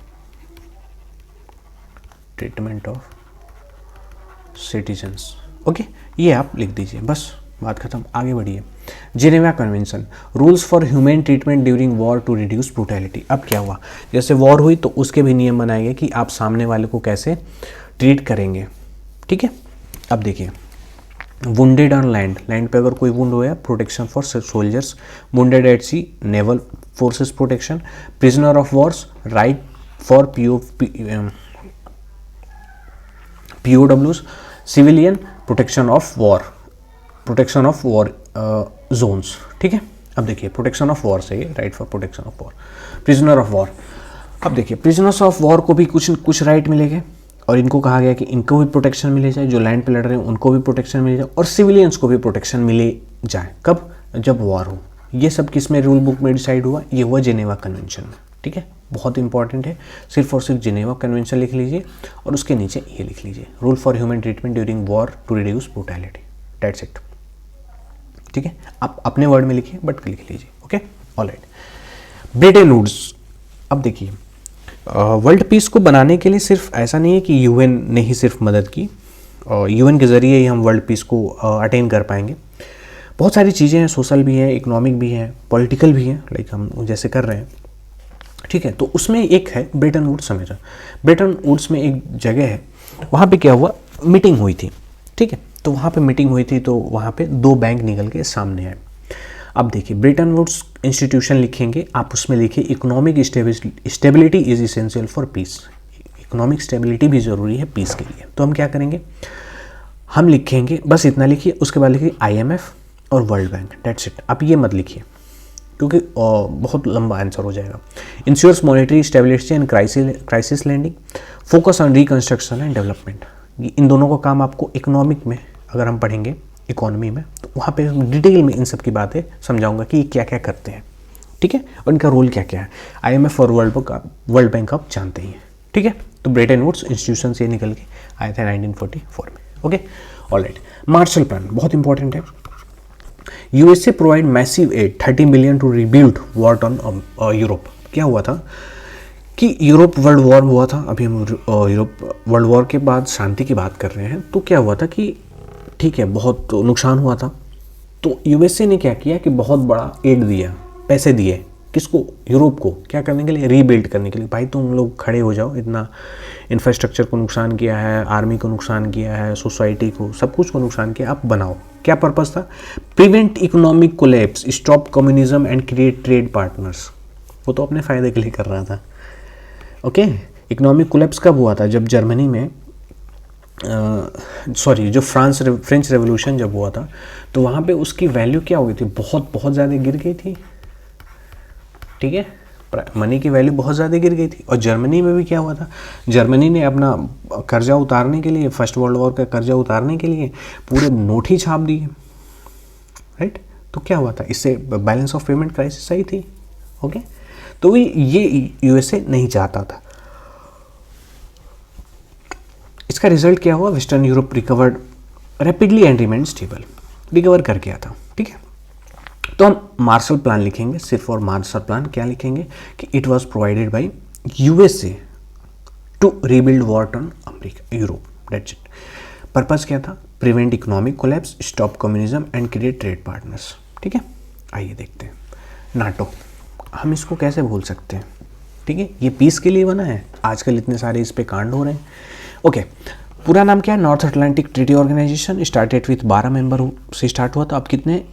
31 members के। की principle attack on one, attack on all. अब देखिए ये 31 मेंबर्स है, ये नाटो का अलायंस है। ठीक है, रशिया, ये रशिया है। रशिया ने मान लीजिए कि किसी एक कंट्री पे इसने अटैक कर दिया। ठीक है, किसी एक कंट्री पे अटैक कर दिया। अब ये क्या करेंगे? 31 के 31 इस पे अटैक करेंगे। ठीक है, ये इनके आर्टिकल 5 में लिखा गया है नाटो के। Right, okay. Collective defence to protect western Europe from Soviet threat during cold war. ये कोल्ड वॉर के टाइम पे बना था, ये कोल्ड वॉर उस टाइम पे चल रहा था। ओके, आगे बढ़ते हैं। Nuclear non proliferation treaty. अब देखिए इसमें यह है कि आप जो न्यूक्लियर वेपन्स है आप उसको स्प्रेड होने से बचाएंगे, मतलब कि आप यूज़ नहीं करेंगे। ठीक है, अब देखिए ये इस पे हो हल्ला बहुत मचा है, इसको हम पढ़ेंगे इंटरनेशनल रिलेशन में, बहुत अच्छे से डिटेल में पढ़ाऊंगा आपको, बहुत स्टोरी सुनाऊंगा इसके बारे में। बट फिलहाल के लिए हम देखते हैं कि शांति के लिए नॉन प्रोलिफरेशन ट्रीटी भी आई थी, जिसको सबने साइन भी किया था, बट इंडिया ने साइन अभी तक नहीं किया है। राइट, इसके बारे में हम बताएंगे। नॉन प्रोलिफरेशन मतलब कि स्टॉप स्प्रेड ऑफ वेपन्स। डिसआर्मामेंट आपको रिड्यूस एग्जिस्टिंग वेपन्स, यानी कि आपके पास जितने वेपन है उसको कम करिए। कौन से वाले? इसमें सिर्फ न्यूक्लियर वेपन्स की बात हो रही है, सॉरी, इसमें सिर्फ और सिर्फ न्यूक्लियर वेपन्स की बात हो रही है। पीसफुल यूज़, यानी कि आप न्यूक्लियर जो वेपन है, जो आपके पास न्यूक्लियर वेपन है, उसको सिर्फ आप एनर्जी के रूप में यूज़ करेंगे, ठीक है, यूरेनियम वगैरह है जो भी है उसके लिए, ठीक है। आइए, detente and arm control. Super power negotiated to reduce nuclear weapon risk. SALT 1 limited missile, SALT 2 में क्या हुआ था, फर्दर लिमिट्स लगाई थी कि आप इतनी लिमिट्स कर सकते हैं। Start 1991 major reduction. New start यानी कि करंट ट्रीटी जो चल रही है, इसमें क्या हुआ है कि वेपन के जो रिस्क है, सुपर पावर्स यानी कि यूएसए ये कहता है कि आप क्या करिए कि जो आपके पास न्यूक्लियर वेपन है उसको कम करिए। इसी वजह से इसने क्या किया, ईरान में जाके बम गिराया और ईरान में कहा कि ईरान वाले क्या कर रहे थे, न्यूक्लियर वेपन डेवलप कर रहे थे, ठीक है। न्यूक्लियर वेपन डेवलप कैसे होता है, यूरेनियम को इनरिच्ड करके मोर देन 50%, सॉरी, ओके। और सबसे अच्छी बात हुई थी कि डीकोलोनाइजेशन। अगर कहीं कॉलोनी बनी है तो आप उसको छोड़िए, राइट। डीकोलोनाइजेशन का भी इस्तेमाल हुआ था, तभी तो इंडिया से निकल के कौन चले गए, ब्रिटिश चले गए, okay, alright. colonial exploitation was seen as source of conflict. UN का रोल क्या, supported self determination as a fundamental right. Result क्या हुआ, 1945 में 51 मेंबर्स थे, 2024 में कितने, 193। More new nations emerge from decolonisation, okay, alright. European integration, European union बना, ठीक है। अब देखिए strategy, integrate economies to former enemies, France and Germany. अब देखिए क्या हुआ कि फ्रांस और जर्मनी के बीच में इन दोनों ने ये दोनों मिलके साथ आ गए ताकि हम वॉर नहीं लड़ेंगे। क्यों? क्योंकि ये दोनों इकोनॉमी है। कौन कौन सी? कोल और स्टील कम्युनिटी के लोगों ने साइन कर लिया। कोल किसका, कोल कहाँ पाया जाता है, जर्मनी में बहुत ज़्यादा पाया जाता है, वहाँ पे एक रूर एरिया है, ठीक है, रूर, ठीक है, ये इंपॉर्टेंट है। स्टील फ्रांस में, तो ये दोनों मिलके डील साइन कर लिए, राइट। अब डील साइन कर लिए तो लड़ाई तो करेंगे नहीं, क्यों? क्योंकि भाई इनका तो नुकसान हो जाएगा, राइट। यूरोपियन इकोनॉमिक कम्युनिटी बनी और 1993 में यूरोपियन यूनियन बना। Result 27 member, war is now unthinkable, मतलब वॉर तो हो ही नहीं सकती है, राइट। यूरोप में की बात करें, नॉन अलाइन मूवमेंट बहुत बहुत ज़्यादा इंपॉर्टेंट है। आप इसको कुछ मत लिखिए, आप इसको लिखिए, एग्जामिनर इम्प्रेस्ड हो जाएगा, ओके। इसमें क्या था, नॉन अलाइन मूवमेंट का एक डिटेल थोड़ी सी बातें बता देते। अभी हम बात कर रहे थे ना कोल्ड वॉर, दो फ्रंट सोचिए, एक है रशिया कम्युनिज्म वाला और एक है यूएसए, ये कैपिटलिज्म वाला। तो कैपिटलिज्म को जो मानते थे वो इस साइड है और कम्युनिज्म को जो मानते थे इस साइड है। अब देखिए इंडिया अभी अभी आज़ाद हुआ है, ठीक है। अब देखिए सब ये चाहते थे कि इंडिया हमारी तरफ, ये चाहता था कि इंडिया हमारी तरफ आ जाए, रशिया चाहता था इंडिया हमारी तरफ आ जाए। उस टाइम पे नेहरू जी थे, पीएम थे, अभी हमारा देश आज़ाद हुआ था। तो नेहरू जी कह रहे थे कि भाई हम अभी से दोस्ती करके दूसरे से दुश्मनी क्यों ले, अभी तो मैं पैदा हुआ हूँ, टू बी ऑनेस्ट। तो क्या हुआ कि देखो भाई, हम ना तुम्हारे साथ रहेंगे ना हम तुम्हारे साथ रहेंगे, हम न्यूट्रल रहेंगे, ठीक है। कुछ काम होगा तो हम तुमसे भी कर लेंगे, कुछ काम होगा तो हम तुमसे भी कर लेंगे। हम इनसे दोस्ती कर से इनसे झगड़ा नहीं मोलेंगे और इनसे दोस्ती करके हम इनसे झगड़ा मोल नहीं लेंगे, राइट। तो ये क्या था, नॉन अलाइंड मूवमेंट, ठीक है। Core, third option beyond cold war military blocs. Principle, no military alliance, peaceful coexistence, opposition to colonialism, ये काम था। फाउंडिंग मेंबर्स कौन से थे, ये टीटू, नासिर और नेहरू इंडिया के लिए, टीटू यूगोस्लाविया और नासिर इजिप्ट के लीडर थे ये। फाउंडिंग इंडिया क्या है, founding member and leader of the non align movement, बहुत बहुत ज़्यादा इंपॉर्टेंट। और इसकी बात तो अभी डावोस समिट में अभी चल रही थी, इसकी बात हुई थी, ठीक है। कंक्लूजन क्या रहा, post world war II efforts created a new international order, institution, laws, alliance and economy.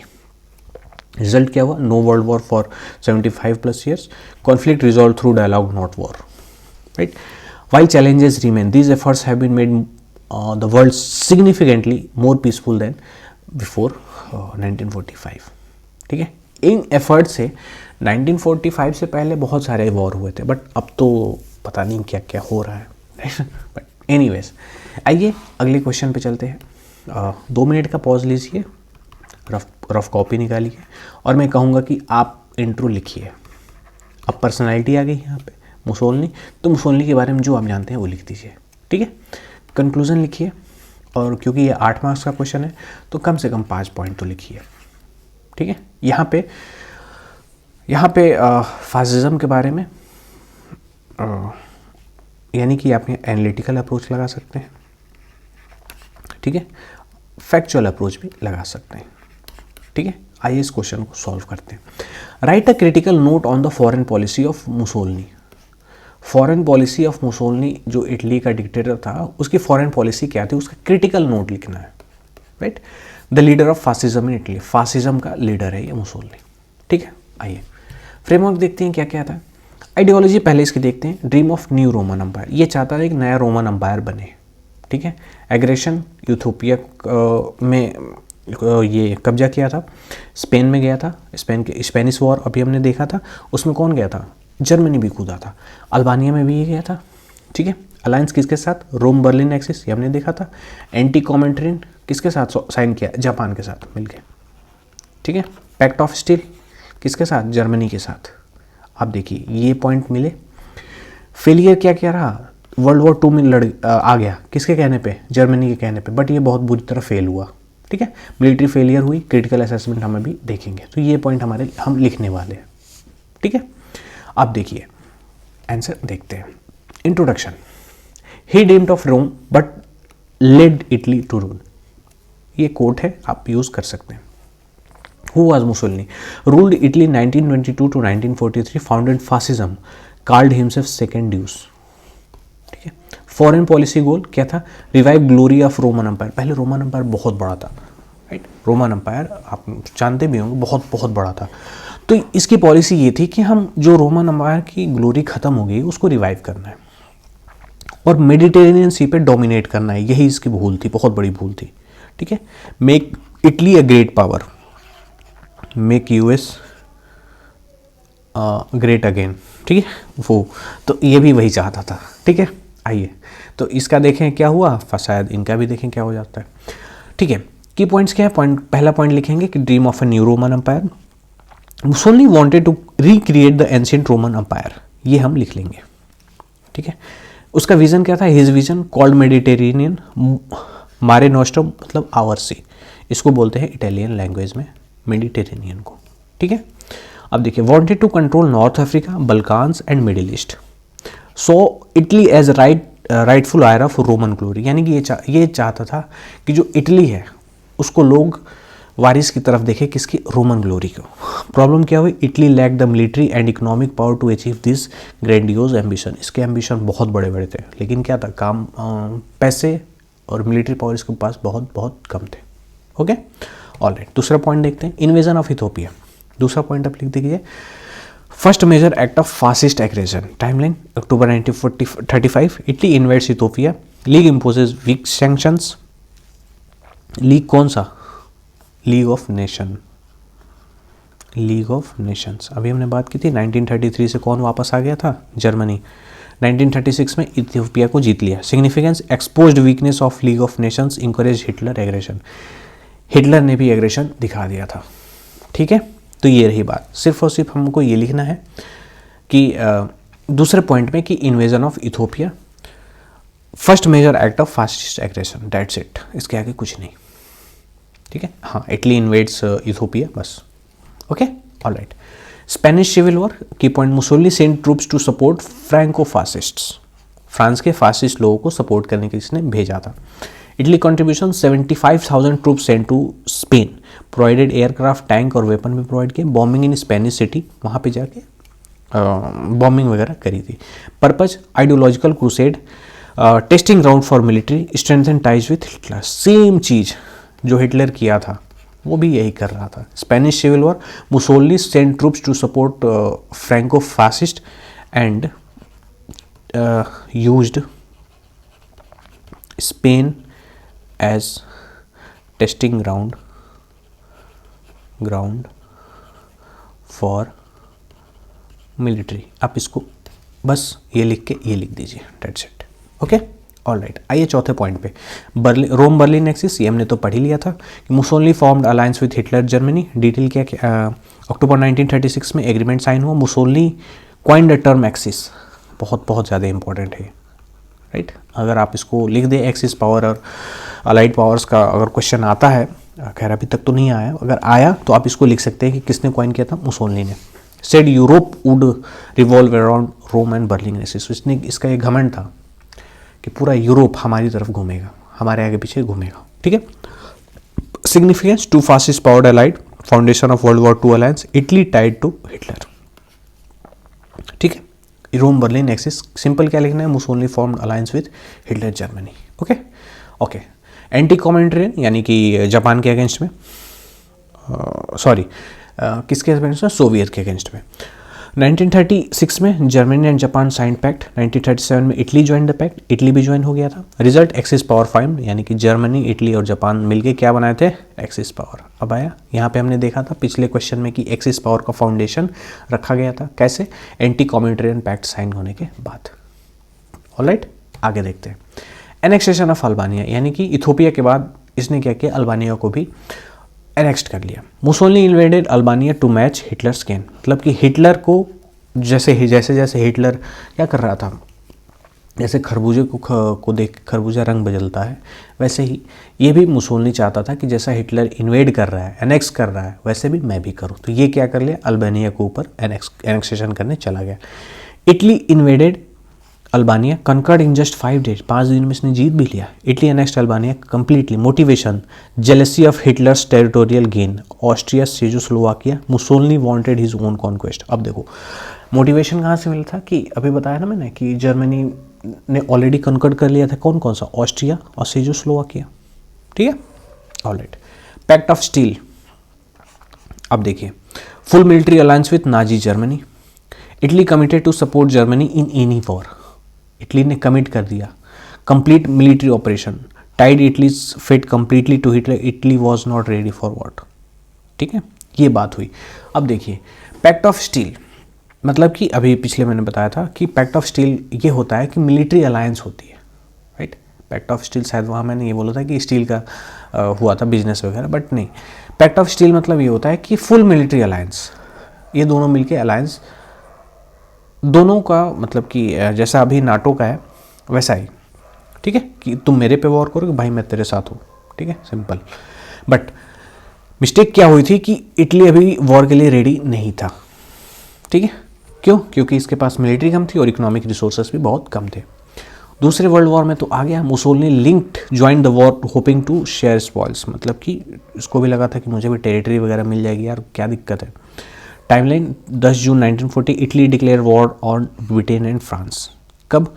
जब 1939 में दिसंबर के टाइम पे जब पोलैंड पे वॉर किया था जर्मनी ने, तो जर्मनी को देख के, टाइमलाइन देख के इटली ने वॉर चालू कर दिया किस पे, ब्रिटेन और फ्रांस पे। Conquest, France was already collapsing, France के पास भी कोलैप्स कर रहा था। I need few thousand dead to sit at the peace table, ये कहना था मुसोलिनी का, okay. All right. Military failures, military बहुत बहुत बुरी तरफ पिटी। Italian military suffered the humiliating defeats everywhere, हर जगह पे। कहाँ पे? ग्रीस में भी, नॉर्थ अफ्रीका में भी, ईस्ट अफ्रीका में भी और रसिया में भी। Forces destroyed, lost Ethiopia, Ethiopia भी हार गए। Defeated by British North Africa में, invaded pushed by back, Greece में ये लोग गए थे। रिजल्ट क्या हुआ? Germany had to rescue Italy constantly, Germany के ऊपर ये क्या बन गए थे, एक लाइबिलिटी बन गए थे, ये एसेट की तरफ काम नहीं कर रहे थे, ओके। ऑलराइट। क्रिटिकल असेसमेंट देख लेते हैं। Mussolini foreign policy was a complete failure, aggressive nationalism without capability, over estimated Italian power, become subordinate to Hitler, catastrophic miscalculation, right, जो उसमें होश खो बैठे। Mussolini and overthrown in 1943, executed in 1945, इसको फांसी दे दी गई थी, ओके। ऑलराइट। कंक्लूजन हम लिखेंगे कि Mussolini foreign policy was driven by grandiose dreams, aggression and fatal alliance. His ambition exceeded Italy's capability. Instead of glory, he brought military defeats, German occupation and economic ruin. He dreamed of empire but led to Italy a disaster. ये हम conclude कर सकते हैं। मतलब कि simple सी कहने का बात यह है कि मुसोलिनी ने जैसा सोचा था वैसा हो नहीं पाया, राइट, और उसी वजह से वो बुरी तरह बहुत पिट गया। ठीक है, ऑलराइट, आगे बढ़ते हैं, नेक्स्ट क्वेश्चन की तरफ पे चलते हैं। 2020 का ये 12 नंबर का क्वेश्चन है, बहुत इंपॉर्टेंट क्वेश्चन है और बहुत ये एनसीईआरटी से सॉल्वेबल है। ठीक है, 2 मिनट पॉज करिए, वीडियो को पॉज करिए, ठीक है, रफ कॉपी निकालिए और हाँ यहाँ पे इंट्रो लिखिए। ठीक है, इंट्रो लिखिए, 12 नंबर क्वेश्चन है, 5 पॉइंट आप लिखिए, कंक्लूजन लिखिए। ठीक है, इसमें तो सिर्फ और सिर्फ फैक्चुअल अप्रोच होने वाली है, फैक्चुअल अप्रोच होने वाली है। ठीक है, आइए देखते हैं, पढ़ते हैं। 2020 का क्वेश्चन है, 12 नंबर का। Who are the Jacobins? Jacobins कौन थे? What was their role in the French revolution? यानी कि फ्रेंच रेवोल्यूशन में इनका रोल क्या था? अगर आपने फ्रेंच रेवोल्यूशन पढ़ा है तो जैकोबिन्स तो आप भूल नहीं सकते। ठीक है, जैकोबिन्स का बहुत बहुत बड़ा योगदान रहा है। ठीक है, तो ये 2 पार्ट में क्वेश्चन है। हु आर द जैकोबिन्स पहला part, what was their role in the French revolution ये क्या है, दूसरा पार्ट, यहाँ से यहाँ तक दूसरा पार्ट। ठीक है, ये पहला पार्ट और ये पहला पार्ट, यहाँ से यहाँ तक दूसरा पार्ट। तो इसको हम 2 पार्ट में आंसर करेंगे। ठीक है, और 2 पॉइंट में कोशिश करेंगे कि हम 15 पॉइंट लिखें। राइट, आपको 15 लिखने की ज़रूरत नहीं है, 15 का स्पेस नहीं होगा, टाइम भी नहीं होगा। ओके, तो आप 10 पॉइंट पे लिख सकते हैं। ठीक है, आइए देखते हैं। पहले पार्ट में लिखेंगे, यानी कि पहले सेक्शन में हम लिखेंगे कि origin and name, social composition, ये लोग कौन थे, डिस्टिंक्शन ड्रेस था इनका, लीडरशिप, लीडर जो रॉबस्पायर था, इसके बारे में हम पढ़ेंगे। Role of revolution, political transformation क्या क्या किए थे, रेडिकलाइज किए थे, रिपब्लिक किए थे और किंग्स को ही मार दिए थे, राजा को ही मार दिए थे। रेन ऑफ टेरर बहुत बहुत important, committee of public safety ये लोग बनाए थे। रिफॉर्म एंड लेगेसी में यूनिवर्सल सफरेज दिया था, फॉल हुआ था और इम्पैक्ट इनका देखेंगे। ओके, तो ये फ्रेमवर्क होने वाला है, ये हम पॉइंट इसमें लिखने वाले हैं। ऑलराइट, आगे देखते हैं। They wore no knee breeches and they beheaded a king. वो देखिए, वो घुटने तक नहीं पहनते थे, लेकिन क्या हुआ, उन्होंने अपने किंग का सर कलम कर दिया, गिलोटीन कर दिया। ओके, आइए देखते हैं इंट्रो में क्या लिखते हैं। The Jacobins were most radical political hub named after Jacobin monastery led by Maximilien Robespierre. ये आप लिखने वाले हैं इंट्रो में। क्या इंट्रो में कि the Jacobins were most radical political club named after Jacobin monastery led by Maximilien Robespierre. अगर इसके साथ आपको कोई और इंट्रो लिखना है तो आप लिख सकते हैं, जो आपको अच्छा लगे। राइट, पीरियड क्या है, dominated the reign of terror, in terror था इनका 1793 से 94 तक। इन्होंने क्या इम्पैक्ट हुआ, ट्रांसफॉर्म द फ्रेंच रिवोल्यूशन 1789 में जो हुआ था 1799 तक, from a moderate movement to radical social revolution. देखिए, एक मैं नाम बताता हूं, भगत सिंह। भगत सिंह, ठीक है। आप देखिए, इधर थे महात्मा गांधी, इंडियन कॉन्टेक्स्ट के साथ मैं बता रहा हूं, इधर थे महात्मा गांधी। महात्मा गांधी क्या थे, मॉडरेट थे, ठीक है, मॉडरेट थे। भगत सिंह क्या थे, रिवोल्यूशनरी थे, एक्सट्रीमिस्ट थे, ठीक है, एक्सट्रीमिस्ट थे। तो जो मैक्सिमिलियन रॉबस्पायर था और जो जैकोबिन्स थे वो कौन थे, भगत सिंह थे, ठीक है। भगत सिंह किससे कनेक्टेड थे, HSRA, अभी हमने बात की थी, हिंदुस्तान सोशलिस्ट रिपब्लिक एसोसिएशन, हम पिछले वीडियो में बात किए थे इसकी। भगत सिंह का कंट्रीब्यूशन हमने देखा था, आइडियोलॉजी देखी थी इनकी। तो ये थे, यानी कि HSRA ने किंग को मार दिया। जैसे कि इंडिया में एक्सट्रीमिस्ट चाहते थे मारना पीटना, भाई मार के हम आज़ादी लेंगे, लेकिन महात्मा गांधी क्या चाहते, नहीं, हम लड़के, हम शांतिपूर्वक नॉन वायलेंटली लेंगे। तो जैकोबिन्स ने क्या किया था कि फ्रांस रिवोल्यूशन को बहुत ही चेंज कर दिया, मॉडरेट मूवमेंट से ये सोशल रेडिकल रिवोल्यूशन तक लेके चले गए थे। Right, okay, all right. Origin क्या था, named after their meeting place, जिस जगह पे मिले थे। Official name society of friends of the constitution. Meeting place कहाँ था, Dominican Jacobin monastery at Saint Jacques church in Paris. Founded in 1789, shortly after the revolution began. जैसे ही 1789 में ही तो रिवोल्यूशन हुआ था, बट उसी टाइम पे ये बना था। Okay, social composition represented by the common people, represented the common people. Members कौन कौन थे, small shopkeepers, artisan, servants, daily wage workers, urban poors, not aristocrats. Unlike earlier revolutionary leaders, Jacobins came from lower classes. They were the working masses, right. Okay, तो social composition में आप लिख के आप ये लिख देंगे, represented the common people like small shopkeepers, artisan, servants etcetera. बस आगे बढ़िए, ठीक है।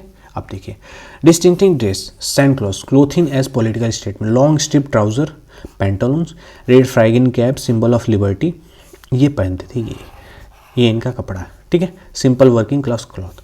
Sand cloth is without knee breech, aristocrats wore knee breeches so they reject aristocratic faction. मतलब कि भाई जो अरिस्टोक्रेट कर रहे थे, वहाँ के जो अमीरजादे कर रहे थे, उनके जैसा नहीं रहना है, हमें कैसा रहना है, हम सिंपल रहेंगे। ये नी कैप देख रहे हैं आप, ये वाला, इसकी बात कर रहे हैं, ओके। तो इनका क्या था, डिस्टिंक्टिव ड्रेस था। आप ये मत लिखिए, इसका मतलब ये होता है फ्रेंच में और इंग्लिश में यही होता है, राइट। ओके, आगे बढ़ते हैं। लीडर मैक्सिमिलियन रॉबस्पायर, ये the incorruptible, loyal from Arras, elected as east states general. Believe किया था strict republicanism and virtue, willing to use violence for ideal society. ये मानते थे कि भाई आइडियल सोसाइटी के लिए वॉयलेंस करना बहुत ज़रूरी है। कोट इनका क्या था, terror is nothing but justice, prompt and severe. Role dominated committee of public safety, इनको बनाया गया था कि dominated committee of public safety का इनको जनरल बनाया गया था, बट इन्होंने क्या किया, अब इधर ही शुरू हो गए, ये नेता बन गए, ठीक है। आइए, रेडिकलाइजेशन, मतलब कि लोगों को ये रेडिकलाइज भी किए थे। कैसे, Jacobins push the revolution into more radical direction, मैंने भी बताया, वॉयलेंट की तरफ लेके चले गए। ग्रोडिन्स यानी कि मॉडरेट्स जो चाहते थे, wanted limited constitutional reform, represented wealthies bourgeoisie word मैंने बताया था वहाँ पे, पिछली वाली वीडियो में, बुर्जुआज और प्रोलिटेरिएट, ठीक है। बुर्जुआज मतलब अमीर और प्रोलेटेरिएट मतलब गरीब। आप इतना समझिए, those who control the mode of production and those who do not control of the mode of production is known as proletariat. Okay, Jacobins क्या चाहते थे कि wanted complete social transformation, represented common people, defeated Girondins in 1793। Girondins को इन्होंने हरा दिया कब, 1793 में, ओके। तो ये रहा हमारा 5वां पॉइंट। अब देखेंगे 5वें पॉइंट में हम सिर्फ और सिर्फ ये लिखेंगे कि Jacobin push the revolution in more radical direction, right. Okay, storming of Tuileries, end of monarchy, Jacobins and sans culottes attacked the palace, king Louis 16 was residing there, Swiss god massacred, royal family arrested and imprisoned, significance, republic declared next month।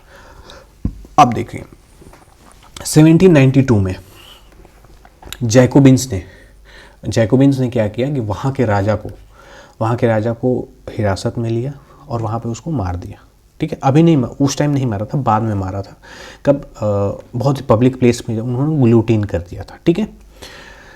Okay, अब देखते हैं कि यहाँ पे king Louis 16, मैं कुछ बताना चाह रहा था। हाँ, जैसे हमारे इंडिया ब्रिटिश की कॉलोनी थी, तो हमारी जो लड़ाई थी वो ब्रिटिशर्स से थी, राइट। फ्रांस में ऐसा नहीं था।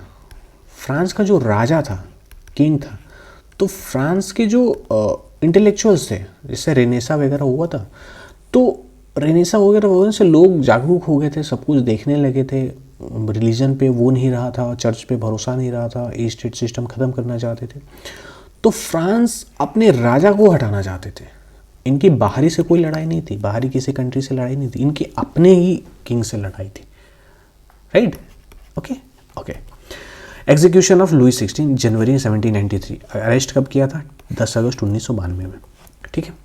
Trial December 1792 for treason found guilty, इनको गिल्टी हुआ और 21 जून 1993 को गिलोटिन हो गए थे पब्लिकली। गिलोटिन मतलब कि ये देखिए, ये दिख रहा है, साफ दिख रहा है, यहाँ पे राजा को रखा गया और ऊपर से गिरा दिया गया, क्या काटने वाला उसमें बंधा होता है, काटने वाला गिरा दिया और इनकी गर्दन कट गई। इनको गिलोटिन बोला जाता है। हमारे बजट के वर्ड में एक वर्ड होता है गिलोटिन। जब बजट प्रोसीजर आप पार्लियामेंट का चैप्टर पढ़ेंगे लक्ष्मीकांत में, तो उसमें गिलोटिन है। तो गिलोटिन मतलब क्या होता है, गिलोटिन मतलब क्या होता है कि जो फाइनेंस मिनिस्टर है, अगर वो बजट पढ़ रहा है तो वो पूरा बजट ना पढ़ के कुछ छोड़ के पढ़ रहा है, तो वो क्या करें, गिलोटिन पढ़ कहते हैं उसको, राइट। आप जाके लक्ष्मीकांत में रिमेंबर कर लीजिए, ओके। इससे सिग्निफिकेंस क्या हुआ, first time king executed by his own people, उसके ही लोगों ने उसके राजा को मार दिया, खुद के राजा को मार दिया। Ended divine right monarchy, divine right वहाँ पे चलता था। European monarchies declared war on France, European जो मोनार्की थी फ्रांस पे वॉर डिक्लेयर कर दिया। क्यों? क्योंकि यहाँ पे तो मोनार्की ख़त्म कर रहे हैं लोग, right. Okay, establishment of the Republic, Republic का इस्टेब्लिशमेंट हो गया, ठीक है। 21 सितंबर 1792 Republic declared, monarchy एबोलिश्ड for ever, right. Nation of citizens, new values, address. अब देखिए नॉट सब्जेक्ट्स, अब यहाँ देखिए, ये देखिए लिबर्टी, इक्वालिटी एंड फ्रेटर्निटी, ये कहाँ से, ये वर्ड कब आया था? फ्रेंच रिवॉल्यूशन में आया था, ठीक है। अभी हम पढ़ेंगे मॉन्टेस्क्यू, रूसो, जॉन लॉक, ये सारी चीज़ें हम, लास्ट क्वेश्चन है उसमें हम देखेंगे, राइट। ओके, इनका कंट्रीब्यूशन रहा। अब देखिए रीन ऑफ टेरर, मतलब कि टेरर का टाइम, इनका बहुत बड़ा टेरर रहा था कि extreme violence to defend revolution, मतलब कि बहुत ज़्यादा वायलेंस करते थे सितंबर 92 से 94 तक। Enemies executed by guillotine after quick trial, दुश्मनों के तुरंत ट्रायल होने के बाद गिलोटिन करते मार देते थे। विक्टिम्स कौन कौन थे? विक्टिम्स कौन कौन थे? अरिस्टोक्रेट्स थे, प्राइस्ट थे, होर्डर्स थे and even revolutionary like Marie Antoinette. Death total 17,000 लोगों को इन्होंने मारा था। ओके, अब देखिए, तो सिर्फ हमें रीन ऑफ टेरर लिखना है। तो रीन ऑफ टेरर क्या था? Extreme violence to defend revolution, that's it. बस हम इतना लिख दिए। अगर आपको ये कहानी पता है तो आप लिखिए, अगर स्पेस अलाउ कर रहा है, टाइम अलाउ कर रहा है तो आप लिखिए, नहीं कर रहा है मतलब मत लिखिए, क्या ज़रूरत है, हमें तो पॉइंट लिखना है, हमें तो इससे मतलब है। Okay, community of public secretary, de facto government, de facto मतलब कि सरकार कोई और थी बट काम ये कर रहे थे, right. 12 members led by Robespierre, had almost dictatorial power, मतलब कि सभी पावर इसके पास थी। क्या क्या पावर थी? कंट्रोल आर्मी और war effort, arrest enemies, control economy, price control, मतलब सब तो कंट्रोल कर ही रहा है। तो क्या थी? कमिटी ऑफ पब्लिक सेफ्टी एक बनाई गई थी, राइट। ओके, रिवोल्यूशनरी रिफॉर्म्स भी वो थी, क्या क्या? प्राइस कंट्रोल इन्होंने मैनेज किया था, स्लेवरी को ख़त्म किया था, न्यू कैलेंडर जारी किए थे और न्यू रिलीजन भी जारी किया था इन्होंने, ठीक है। तो ये रिवोल्यूशनरी रिफॉर्म्स हुए थे इन्होंने, ठीक है। आप इंडिया के कॉन्टेक्स्ट से सोच के देखेंगे तो आपको समझ आएगा। ओके, यूनिवर्सल मेल सफरेज, बहुत बहुत इंपॉर्टेंट, बहुत बहुत इंपॉर्टेंट है। अब देखिए 1790 में यूनिवर्सल मेल सफरेज मतलब कि जो मेल है सबको वोटिंग का अधिकार मिलना चाहिए, राइट। अब देखिए, अब ये चाहते थे कि मिले। अब सोचिए कि 1790 में, उस टाइम पे जब कोई रेडी नहीं था, सभी गुलाम बने हुए थे, कोई रेडी नहीं था, उस टाइम पे एक radical group, right, revolutionary group क्या कह रहा है कि हमें यूनिवर्सल मेल सफरेज चाहिए। बहुत बड़ी बात थी, राइट। अर्लियर सिस्टम क्या था कि प्रॉपर्टी ओनर सिर्फ वोट कर सकते हैं, पुअर लोगों के पास पॉलिटिकल चॉइस नहीं थी, और सेम एज ये यूएसए में भी था, ठीक है। All adult man can vote regardless of property और वेल्थ, जैकोबिन का रिफॉर्म था। सिग्निफिकेंस क्या है? A radical democratic demand for 1790s, most country waited till 20th century. बहुत सारी कंट्रीज ने वेट किया 20th सेंचुरी तक, और ये क्या कर रहा है? 18th सेंचुरी में ही ले लिया। Okay, alright. Defence of revolution, the threat European monarchies attack France to restore the king. अभी हमने देखा था कि जो यूरोपियन मोनार्कीज थी वो फ्रांस पे अटैक करती थी, बट उससे क्या हुआ? Living in masses, mass conscription, all citizen must serve the nation, first modern mass army, 7,50,000 soldier, defeated invaders and save the republic. क्या हुआ था कि ये लोगों ने बचाया, अपने देश के लिए लड़े और सबको हरा दिया था, ठीक है। जो इन्वेडर्स इन्वेड करने वाले थे, जो अटैक करने वाले थे, उनको हटा दिया, भगा दिया, ठीक है। तो डिफेंस भी किया था इन्होंने बहुत अच्छे से, जैकोबिन्स ने, ठीक है। फॉल ऑफ जैकोबिन्स फॉल क्या हुआ? Terror become too extreme, terror क्या हुआ? बहुत एक्सट्रीम हो गया था, बहुत ज़्यादा हो गया था। क्यों गिरे थे? मतलब कि इनका फॉल क्यों हुआ था? इवन एलाइज वर एग्जीक्यूटेड, ठीक है। People lived in constant fear, लोगों के अंदर डर हो गया था। 1794 में 27 जुलाई को रॉबस्पेयर अरेस्टेड हुआ और रॉबस्पेयर को भी गिलोटिन हो गया, गिलोटिन कर दिया गया, मतलब इसको भी मार दिया गया। Okay, alright. लीगेसी, इन्होंने कुछ लीगेसी भी छोड़ी थी, क्या क्या? Global influence, popular sovereignty and republicanism, बहुत बहुत इंपॉर्टेंट। सॉवरेंटी और रिपब्लिकनिज्म को बहुत ही प्रमोट किया इन्होंने। Radical democracy and universal suffrage को इन्होंने बहुत प्रमोट किया। सोशल इक्वालिटी को इन्होंने प्रमोट किया। इसीलिए कहा जाता है कि जो फ्रेंच रेवोल्यूशन था वो रेनेसा था, राइट। और फ्रेंच रेवोल्यूशन से ही बहुत सारी चीज़ें निकल के आई थी। इन्फ्लुएंस क्या हुआ था, हैथियन रिवोल्यूशन भी हुआ था, 1848 revolution, socialist movement, Indian freedom struggle, Bhagat Singh आ गए, आपने देखा। तो ये क्या हुआ था, यहीं से इंस्पायर्ड हुए थे। Okay, all right. कंक्लूजन में हम देखते हैं, the Jacobins were the radical heart of the French revolution. Common people, sans culottes, who they were, what they did, end monarchy, establish king republic, introduce reform, defend France. Okay, though brutal, they transform France forever and inspire revolutionary movement across the world. Okay, all right. तो ये हम conclusion में लिख सकते हैं। अब देखिए, अब आते हैं 2021 के सवाल पे 12 नंबर का, ठीक है। और 2 मिनट का पॉज लीजिए, ठीक है। रफ कॉपी निकालिए, इंट्रो लिखिए, कंक्लूजन लिखिए और 5 पॉइंट लिखिए, ठीक है। मेनली इसमें फैक्चुअल होने वाला है, हिस्टोरिकल, ठीक है। अगर कुछ नहीं समझ में आ रहा तो पेस्टल अप्रोच लिखिए, एक चैनलाइज करिए अपने थॉट को इस अप्रोच में, right. Okay, what do you understand by the Balkan crisis, बहुत इंपॉर्टेंट है ये वाला एरिया। ये फर्स्ट पार्ट हो गया क्वेश्चन का। What was its role in the first world war, first world war में इनका रोल क्या था। जैसे कि अभी हमने पढ़ा जैकोबिन्स का, what do you understand by Jacobins, who are Jacobins and what were their roles in French revolution. तो ये हमने बातें करी। सेम है, जब बल्कान क्राइसिस देखते हैं क्या है, 2 पार्ट में हम इसको लिखना है। तो बल्कान क्राइसिस देखते हैं क्या है, ज्योग्राफिकल लोकेशन देखेंगे कि किस एरिया में ये बल्कान क्राइसिस हो रही थी। ऑटोमन अम्पायर का जब डिक्लाइन हुआ था और नेशनलिज्म का, Russian and Austrian ambition, Bosnian crisis and Balkan wars, इन दोनों के बीच वॉर हुई थी। इनका रोल क्या था वर्ल्ड वॉर में, असैसिनेशन किए थे, किसका किए थे, ऑस्ट्रिया के किंग का। ऑस्ट्रिया के जो किंग के हायर थे, यानी कि वारिस होने वाले थे, उनका इन्होंने किंग किया था। अल्टीमेटम में भी दिया था, alliance system activated, strategic importance and failure of diplomacy, ठीक है। अब आइए देखते हैं। The Balkans, powder keg that blew up Europe, what was it. Introduction में हम लिखेंगे कि Balkan crisis was a series of conflicts caused by Ottoman decline, Slavic nationalism and great power rivalry. ये हम इंट्रो में लिखेंगे, आप प्लीज़ याद कर लीजिए। ये compressed and to the point कम वर्ड में ये इसका इंट्रोडक्शन है, ठीक है। वाई इट मैटर्स, क्यों ये मैटर करता है। The Balkan crisis directly triggered the assassination that world war 1।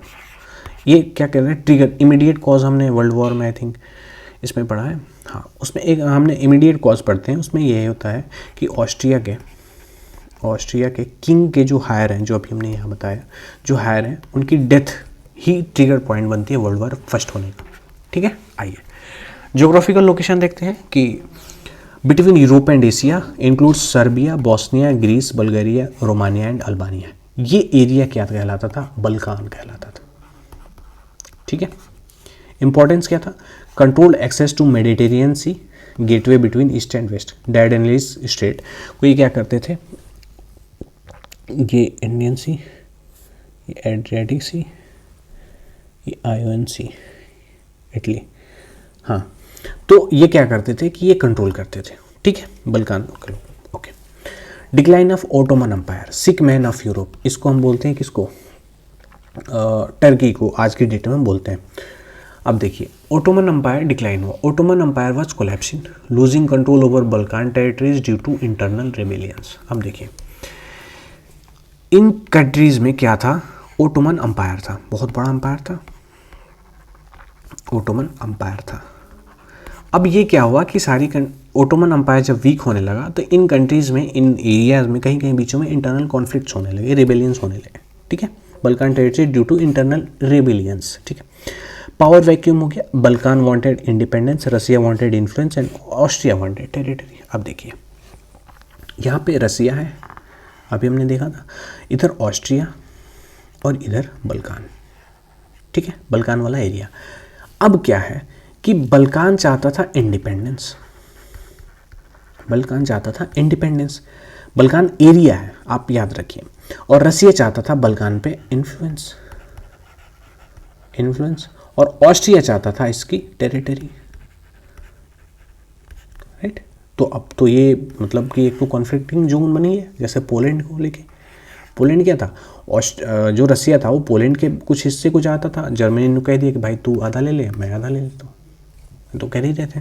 ठीक है, अब देखिए rise of Balkan nationalism, rise of Balkan nationalism, Slavic independence, Slavic यानी कि ये स्लोवानिया, ठीक है, who Serbs Croats and Slovenes Bosnia shared culture, goal independence from Ottomans and Austrians. अब इनका क्या था कि बल्कान क्राइसिस क्यों हुई थी, इनका ये कहना था कि अब हमें इंडिपेंडेंस चाहिए। ठीक है, अब हमें इंडिपेंडेंस चाहिए। अब देखिए pan Slavism movement to unite all Slavic people, Serbia led the streaming of a greater Serbia और यूगोस्लाविया।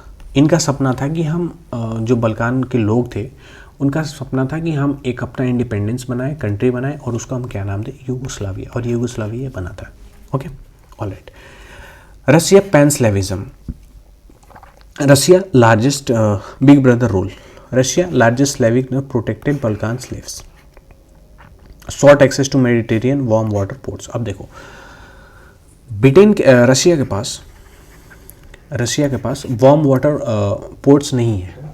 ठीक है, वार्म वाटर पोर्ट्स नहीं है, अभी तो हैं और कंट्रीज़ में है। वहाँ पे एक बीच में आपने देखा होगा फिनलैंड के पास एक नीचे वहाँ पे एक पोर्ट है वहाँ का। ठीक है, तो अभी क्या है कि रशिया ये चाहता था कि कंट्रोल चाहता था। ठीक है, तो ये जो बल्कान लोग थे ये किसको कंट्रोल करते थे, मेडिटेरेनियन सी को।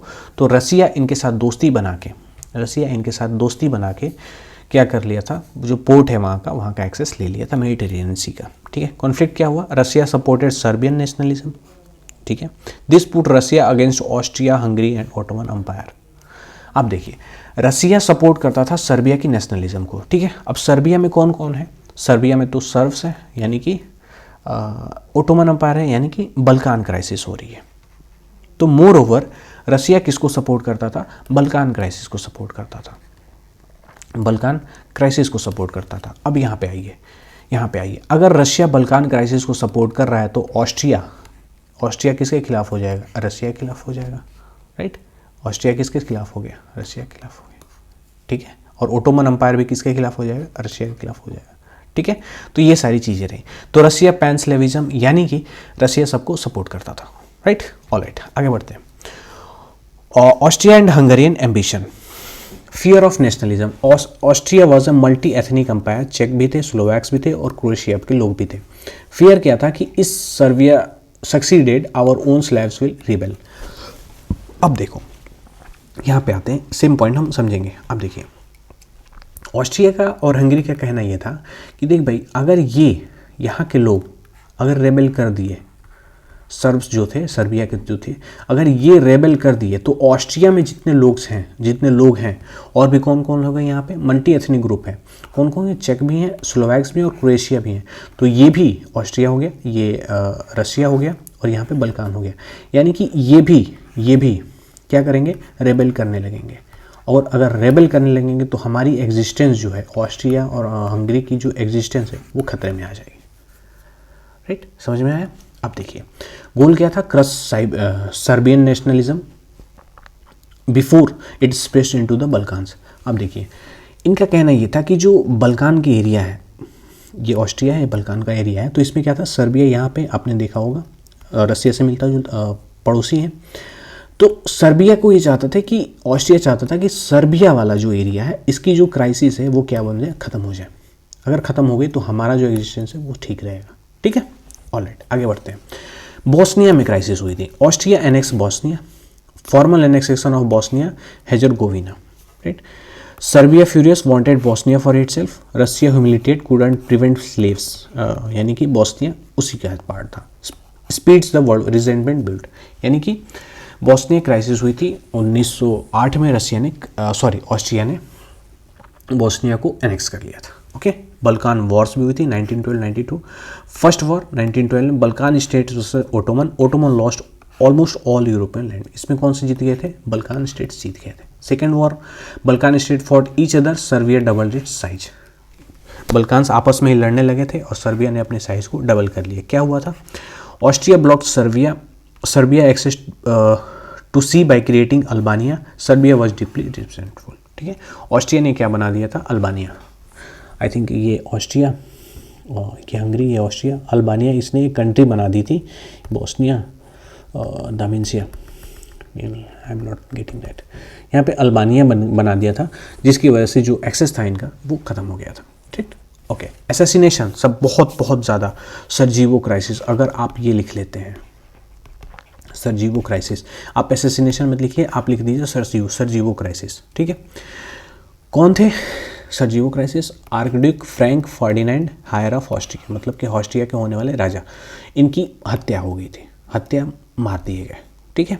किसके द्वारा मारे गए थे, assassin Princip Bosnia Serb, Bosnia के सर्ब थे, सर्ब मतलब सर्बिया के, ओके। लिंक क्या था, Princip connected to black hand Serbia secret society, right, इन्होंने इनको मार दिया था। अब देखिए ये बहुत ज़्यादा ट्रिगर किया था, क्यों, क्योंकि ये जो सर्ब है, ये जो है ब्लैक हेड ये किससे रिलेटेड है, बल्कान से रिलेटेड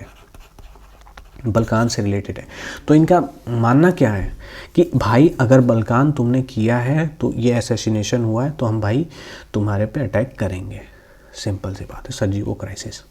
ऑस्ट्रिया ने अल्टीमेटम दिया, ठीक है, Austria used assassination as excuse to crush Serbia. एक तो सर्बिया का अलग से खुन्नस था उसके पास, अभी यहाँ हमने देखा सर्बिया का अलग से खुन्नस था, सर्बिया में प्रोटेस्ट वगैरह हो रहे थे, इसका अलग खुन्नस था, और इसी के लोगों ने ऑस्ट्रिया के राजा को मार दिया। तो भाई ये चाहता था कि सारा बदला मैं अब निकाल लूँ, अब इसको तुमको नोच खाऊं, ठीक है, crush Serbia.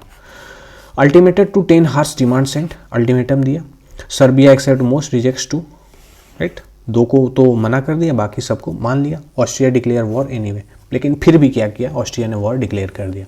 Austria wanted war, Austria क्या चाहता था कि सिर्फ और सिर्फ हम वॉर चाहते हैं, अल्टीमेटम तो ऐसे ही दिया था, the ultimatum was decide to be rejected, okay, alright. Alliance system activated, अब क्या हुआ कि सभी एक दूसरे से मिलने लगे। देखिए अब क्या हुआ कि अभी हमने बताया यहाँ पे, ये वाला हम देखेंगे, ऑस्ट्रिया किस पे अटैक कर दिया, बल्कान्स पे, यहाँ पे रशिया है, ये रसिया है, ये ऑस्ट्रिया है, ये बल्कान्स है। अगर बल्कान्स के सर्ब्स पे ऑस्ट्रिया ने अटैक कर दिया तो रसिया इसको छोड़ेगा, रशिया पे अटैक करेगा, ठीक है। अब रशिया के साथ में कौन है, ऑस्ट्रिया के साथ में और भी कंट्री है, फ्रांस है, फ्रांस के साथ कौन है, ब्रिटेन है। रशिया के साथ कौन है, एक जर्मनी है, उधर जर्मनी है, ठीक है, जर्मनी के साथ कौन है, जापान है, अभी हमने देखा था एक्सिस पावर, ओके। तो ये सारी चीज़ें अब होने लगी chain. Austria attack Serbia, Russia mobilises for Serbia, Germany declare war on Russia, ठीक है। अब देखिए France enters against Germany, France Germany के साथ अगेंस्ट हो गया, Germany invades Belgium, Britain enters to defend Belgium, ठीक है। आप देखिए ये my mistake, Germany declares war on Russia, यानी कि ये फर्स्ट वर्ल्ड में था, सेकेंड वर्ल्ड वॉर में ये साथ थे, फर्स्ट वर्ल्ड वॉर में नहीं थे, ठीक है, सॉरी फॉर दैट, ओके। अब देखिए तो अलायंस सिस्टम हमें बस लिखना है कि alliance system activated, Austria attack Serbia, Russia mobilises Serbia, ठीक है, this hence world war started. Powder keg, इनको बोला जाता है पाउडर केक, बल्कान्स को, मतलब कि एक पाउडर के टाइप के फट गए, ठीक है। Why powder keg of Europe, accumulated nationalist tension, एक ही साथ नेशनलिस्ट सारी टेंशन हुई, great power rivalries, unresolved crisis and arm buildup, just needed a spark, the assassination was that spark. मतलब कि एक ऐसे गोले पे बैठे थे कि अगर थोड़ा सा स्पार्क लगा तो फट जाएगा, ठीक है। तो वो कौन सा स्पार्क था, वो असैसिनेशन स्पार्क था, ठीक है। तो सिर्फ ये लिखना है, ये इनके लिए फेमस था, बल्कान क्राइसिस के लिए फेमस था, ओके। स्ट्रेटेजिक इंपॉर्टेंस बहुत इंपॉर्टेंट है। Dardanelles strait, Russia's only warm water trade route, vital for grain export. Russia में क्या होता है कि बहुत सारे अनाज होते हैं, गेहूँ वहाँ पे बहुत होता है, ठीक है। तो डार्डेनलीज स्टेट यानी कि जो मेडिटेरेनियन सी है, ये वाला, तो इसका एक्सेस उसको चाहिए था, ठीक है। इस वजह से वो why allies cared, Britain France needed Russia as an ally against Germany. Britain और फ्रांस ये चाहते थे कि भाई तू हमारे साथ आ जा, हम जर्मनी को कूटेंगे। If Russia was strangled in Balkans they would lose the eastern front. अगर रशिया क्या करता है कि बल्कान्स में ही मिला जुला रहता है तो जर्मनी क्या ईस्ट फ्रंट पे आके they would lose the eastern front, ये लूज करते थे, okay, alright. Germany blank cheque, unconditional support, we will support you whatever you decided to do in Serbia. Germany ने कह दिया कि भाई तू जो करना है कर ले। Austria felt emboldened to take extreme actions, made war more likely, responsibility Germany share major blame for escalating local conflict into a world war. Simple है, okay, alright. Failure of diplomacy, multiple crisis had eroded trust, diplomacy failed. Erosion of trust, previous crisis Morocco crisis हुई थी, Bosnia left deep scars, arms race, nation prepared for war not talk, when Sarajevo happened no one trusted diplomacy, right, diplomacy fail हो गई। Long terms versus immediate cause, बहुत important है, बहुत important है। Long term causes क्या थे? Ottoman decline था, Balkan nationalism, Bosnia crisis और Balkan wars. Immediate cause assassination of Franz जर्नाइडिस, कब हुआ था? जुलाई क्राइसिस, और जुलाई क्राइसिस 1914। लेसन क्या मिला? Regional conflict can spiral into global catastrophe, right, ये हमने पॉइंट असेस कर दिया। कंक्लूजन देखते हैं कि कंक्लूजन क्या हुआ कि ओटोमन डिक्लाइन, सर्बियन नेशनलिज्म और great power ambition. Root of crisis ये रहा हमारा, ठीक है। The main crisis of happening of world war one was Ottoman decline and Serbian nationalism and great power ambition. That's it, खत्म करिए इसको, okay. That lead to global catastrophe as a World War I. Role of World War made Balkans the powder keg, spark assassination, explosion, activated alliance system, local war become World War. बहुत आसान है, मतलब वही चीज़ें हैं घुमा फिरा के लिखने हैं। देखिए इसमें मैंने इतने पॉइंट बता दिए कि आपको ये टॉपिक पढ़ने की ज़रूरत भी नहीं पड़ेगी अब तो, to be honest, if you watching and listening very carefully, okay. Alright, आगे बढ़ते हैं। 2023 के क्वेश्चन पे आ गए। 12 नंबर का क्वेश्चन है, 2 मिनट का पॉज लीजिए, ठीक है। इंट्रो लिखिए, कंक्लूजन लिखिए और बीच के पॉइंट में आप 5 पॉइंट लिखने की कोशिश करिए, ठीक। अब देखिए फैक्चुअल लिख सकते हैं आप, फैक्चुअल, हिस्टोरिकल, एनालिटिकल लिख सकते हैं, और पेस्टल आप लिखिए, ठीक है, पेस्टल आप लिखिए। क्वेश्चन है, evaluate the role of Bismarck, बहुत बहुत important personality, in the unification of Germany, ठीक है। जर्मनी के यूनिफिकेशन में बिस्मार्क का क्या रोल रहा था, ठीक है। आइए देखते हैं क्या रोल रहा था। पहले क्या हुआ था कि फ्रेगमेंटेड जर्मनी बहुत टूटा फूटा था। 1862 में बिस्मार्क का अपॉइंटमेंट हुआ। ये ब्लड एंड आयरन पॉलिसी पे काम करता था, राइट, कि हम खून भी बहाएंगे भाई, हम मिलिट्री भी यूज़ करेंगे और इकोनॉमिक पावर भी यूज़ करेंगे। रियल पॉलिटिक भी ये यूज़ किया था, आगे हम देखेंगे। 3 वॉर इसने लड़ी, Danish war 1864, Austro Prussian war 1866, Franco Prussian war 1870-71। Franco Prussian क्या था कि जर्मनी का ईस्ट वाला एरिया था जो पोलैंड से लगा हुआ था, ये इधर, ये ईस्ट में, सॉरी नॉर्थ वाला, ये क्या था? प्रूशियन स्टेट था, राइट, बहुत बहुत इम्पोर्टेंट स्टेट था, ठीक है। ये रहा बिस्मार्क। इंट्रो पढ़ते हैं, ये कोट है, not by speeches and majority votes but by blood and war. Who? Otto von Bismarck the iron chancellor. कौन थे? आयरन चांसलर था। Role? Minister president of Prussia. ये प्रूसिया स्टेट का ये क्या था? चांसलर था। Achievement? Unified 39 German states into one general empire through diplomacy and war. ये उस टाइम के क्या थे?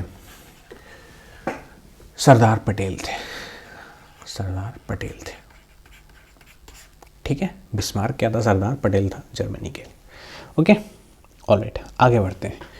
फ्रेगमेंटेड जर्मनी, जर्मनी बहुत ज़्यादा फ्रेगमेंटेड था। Divided into 39 independent states. German confederation had no central authority, right. Rivalry Prussia versus Austria for leadership. अब देखिए ऑस्ट्रिया, हमने यहाँ पे आए कि यहाँ पे देख लेते हैं, नथिंग यहाँ पे भी नहीं है, यहाँ पे देखिए, ये रहा ऑस्ट्रिया, ठीक है, ये रहा ऑस्ट्रिया, ये रहा हंगरी, ये बोमिनिया। ये जो स्टेट्स हैं, ये जो आप स्टेट्स देख रहे हैं ना, ये कौन है? ये वाला जो स्टेट्स देख रहे हैं आप, ये जर्मनी के एम्पायर हैं। जर्मनी के बहुत सारे अलग अलग स्टेट्स हैं। अब क्या था? ये फ्रेगमेंटेड थे, ठीक है। अब ये फ्रेगमेंटेड थे, ठीक है। प्रूसिया वर्सेस ऑस्ट्रिया, ऑस्ट्रिया भी लीडरशिप चाहता था और प्रूसिया भी लीडरशिप चाहता था। प्रूसिया लार्जेस्ट स्ट्रॉन्गेस्ट मिलिट्री थी, बहुत इंपॉर्टेंट है, ठीक है। आइए, appointment, king William von appoints Bismarck to break the constitutional deadlock. Crisis क्या थी? Parliament refuse to fund army expansion. Bismarck का क्या अप्रोच था? Ignored parliament, collected taxes anyway, expanded the army. वो पार्लियामेंट के भरोसे नहीं रहा, उसने टैक्स कलेक्ट किया और आर्मी को एक्सपेंड किया, बढ़ाया। Right? Blood and iron policy. The great questions of the day will not decided by speeches and majority votes but by blood and iron. आज का जो क्वेश्चन है वो स्पीच और मेजोरिटी के वोट्स से डिसाइड नहीं होगा। किससे डिसाइड होगा? ब्लड से होगा और आयरन से होगा। ब्लड यानी कि वॉर एंड सेक्रीफाइस, आयरन यानी मिलिट्री स्ट्रेंथ। ठीक है, okay. Real politics based on power not morality. Politics किस पे बेस्ड होनी चाहिए? पावर पे, मोरालिटी पे नहीं। ठीक है। प्रैक्टिकलिटी, अब देखिए इसमें पॉइंट में क्या लिखेंगे आप? रियल पॉलिटिक्स में politics based on power not morality. Bismarck believe that politics based on power not morality. Right? Practicality, and justified the means. Right? इसमें क्या था? आप देखिए, ये हमने पढ़ा था महात्मा गांधी की फिलॉसफी में। वो कहते थे कि मीन्स वर्सेस एंड्स। ये मानते थे कि जो रास्ता आप चुन रहे हैं वो रास्ता जस्टिफाई होना चाहिए, वो रास्ता सही होना चाहिए एंड को पाने के लिए। यानी कि एंड भी इम्पॉर्टेंट है और मीन्स भी इम्पॉर्टेंट है। बट बिस्मार्क क्या कहता था कि जो एंड है वो जस्टिफाई कर देगा मीन्स को। अगर हमारा एंड सही है तो कुछ भी हो सकता है। मतलब कि हमें कब्जा करना है तो भाई हम मारपीट कुछ भी करके हम कब्जा कर लेंगे। Right? Flexibility, no permanent enemies. कोई परमानेंट एनिमी नहीं था। National interest, pursuit of power first. Okay. Danish war बहुत इंपॉर्टेंट है। Danish war, okay. First war of unification, सिचुआक होल्स्टीन रूल्ड बाय डेनमार्क। ये क्या है? ये स्टेट्स हैं। ठीक है। अब इस स्टेट से लड़ने के लिए, इस स्टेट को आज़ाद करने के लिए, अपने में इनकॉर्पोरेट करने के लिए बिस्मार्क ने यानी कि जर्मनी ने डेनमार्क से युद्ध किया। ठीक? Move Prussia Austria versus Denmark. Right? Denmark defeated easily, यानी कि डेनमार्क डिफीट कर दिया। ड्रैप क्या था? प्रूसिया टुक सिचुआक, ऑस्ट्रिया टुक होल्स्टीन। ठीक है। सिचुआक यानी कि ईस्ट में था और होल्स्टीन वेस्ट में था, यानी कि साउथ में था। पर्पस क्या था? Created a future excuse for war with Austria. Simple सी बात है। अब पढ़ के देखिए, बहुत मज़ा आएगा। मैंने ऐसे एआई की वजह से ही तो मैंने किया है, बट बहुत मुझे पढ़ के मज़ा आया। इसके मैं आंसर्स भी नोट्स प्रोवाइड करूँगा, मतलब रिटेन आंसर प्रोवाइड करूँगा आपको। Okay. Eliminating the rivals, Austro Prussian war, यानी कि ऑस्ट्रिया और प्रूसिया वॉर में क्या हुआ था? Eliminating the rival. Genius, isolated Austria diplomatically, battle of Sadowa, crushing Prussia victory, war lasted for 7 years, Austria excluded from German affairs forever. यहाँ पे क्या किया था? यहाँ पे ट्रैप बना के इंक्लूड किया था और यहाँ पे हटा दिया बिस्मार्क ने। ओके। बहुत। North German confederation, half way there, 1867 में। अब देखिए 22 states united north of Main river. Leadership Prussia lead, Bismarck की चांसलर। प्रॉब्लम क्या थी? Southern state still independent. Southern जो ईस्टर्न स्टेट्स थे, नॉर्थ ईस्टर्न स्टेट्स थे, वो क्या थे? वो तो प्रूसिया था, लार्जेस्ट स्टेट था। उसके किसके हाथ में था? ये था बिस्मार्क के हाथ में। ठीक है। बिस्मार्क कुछ स्टेट्स करके वो कैप्चर कर रहा था, बट अभी भी बहुत सारे स्टेट्स जो थे वो इंडिपेंडेंट थे। ठीक है, ओके।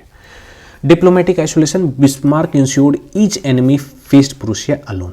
बिस्मार्क ये चाहता था कि सभी आर्मी एक एक करके प्रूसिया को क्या करे? फेस करे। वॉर पहला, allied with Austria against Denmark, ये हमने पहले पढ़ा था। दूसरा war kept France and Russia neutral versus Austria. ठीक है। तीसरा वॉर आइसोलेटेड फ्रांस कम्प्लीटली, इसको फ्रांस को भी आइसोलेट कर दिया। ये मैं बहुत जल्दी पढ़ रहा हूँ क्योंकि आपने पढ़ा है। लाइक हमें क्या करना है कि आपको थोड़ी बातें पता है, हम उसको बस चैनलाइज कर रहे हैं, उसको हम स्ट्रक्चर फॉर्म में लिख रहे हैं। ठीक है। अब देखिए फ्रैंको प्रूशियन वॉर, फ्रांस और प्रूशिया के बीच में वॉर हुआ। Final act, Bismarck edited a message to insult France provoking them to declare war. Battle of Sedan, French army destroyed Napoleon, French army destroyed Napoleon. ये कहाँ का था? Okay, इसका भी एक क्वेश्चन है, आगे देखते हैं। Southern states joined Prussia against common enemy. ठीक है। Proclamation of empire, hall of mirrors Versailles, कब हुआ था? प्रोक्लेमेशन ऑफ एम्पायर 1871 में। Kaiser William one of Prussia, chancellor Otto von Bismarck. Significance, ultimate humiliation for France, seeds for world war first. France की यहाँ पे बहुत बेइज्जती करी थी, ठीक है, फ्रांस ने बहुत बेइज्जती करी थी, फ्रांस की बेइज्जती हुई थी, ओके, इसीलिए तो फ्रांस और जर्मनी की बढ़ती नहीं थी। Role of Prussian army, military superiority, modernised by general von Moltke, railways for rapid troop movement, needle gun, faster loading rifles, result quick and decisive victory. बहुत इंपॉर्टेंट है कि अगर आर्मी मेंटेन रहेगी, आर्मी के पास मॉडर्न हथियार रहेंगे तो कोई भी युद्ध लड़ लेगी, ठीक है। इकोनॉमिक फाउंडेशन भी इन्होंने रखा, क्या था 12वां पॉइंट, क्रिएटेड इन 1834 यानी कस्टम यूनियन, ये उसका जर्मन नेम है, ठीक है। Remove trade barrier from between German states led by Prussia, Bismarck advantage economic unity already existed, ठीक है। Okay, appeal to nationalism using sentiment as a tool, Bismarck was a conservative not an idealist but he used nationalism skilfully, बहुत important है, ठीक है। Presented war as defending German honour against Austrian oppression और French के साथ insult, ठीक है। Unification from एवव यानी कि नीचे से लेके, आई मीन ऊपर से, पहले ऊपर किया फिर नीचे, level of the achieved by Prussian king, Bismarck और military, not by popular democratic movement के द्वारा यूनिफिकेशन नहीं हुआ था, सिर्फ और सिर्फ हुआ था प्रूशियन के किंग के द्वारा, बिस्मार्क के द्वारा और मिलिट्री के द्वारा, ठीक है। क्या क्या हुआ था? Establish an authoritarian political culture to weak parliament, right, okay. Critical assessment देख लेते हैं। पॉजिटिव क्या हुआ? Unified Germany into a power industrial powerhouse, masterly diplomacy. Negative क्या हुआ? Militarism embedded in culture, authoritarian state, seeds of world war first planted, right. क्यों? क्योंकि France के साथ इन्होंने अच्छा बिहेव नहीं किया था। कंक्लूजन क्या कहते हैं? Bismarck was a indispensable architect of German unification method. क्या क्या?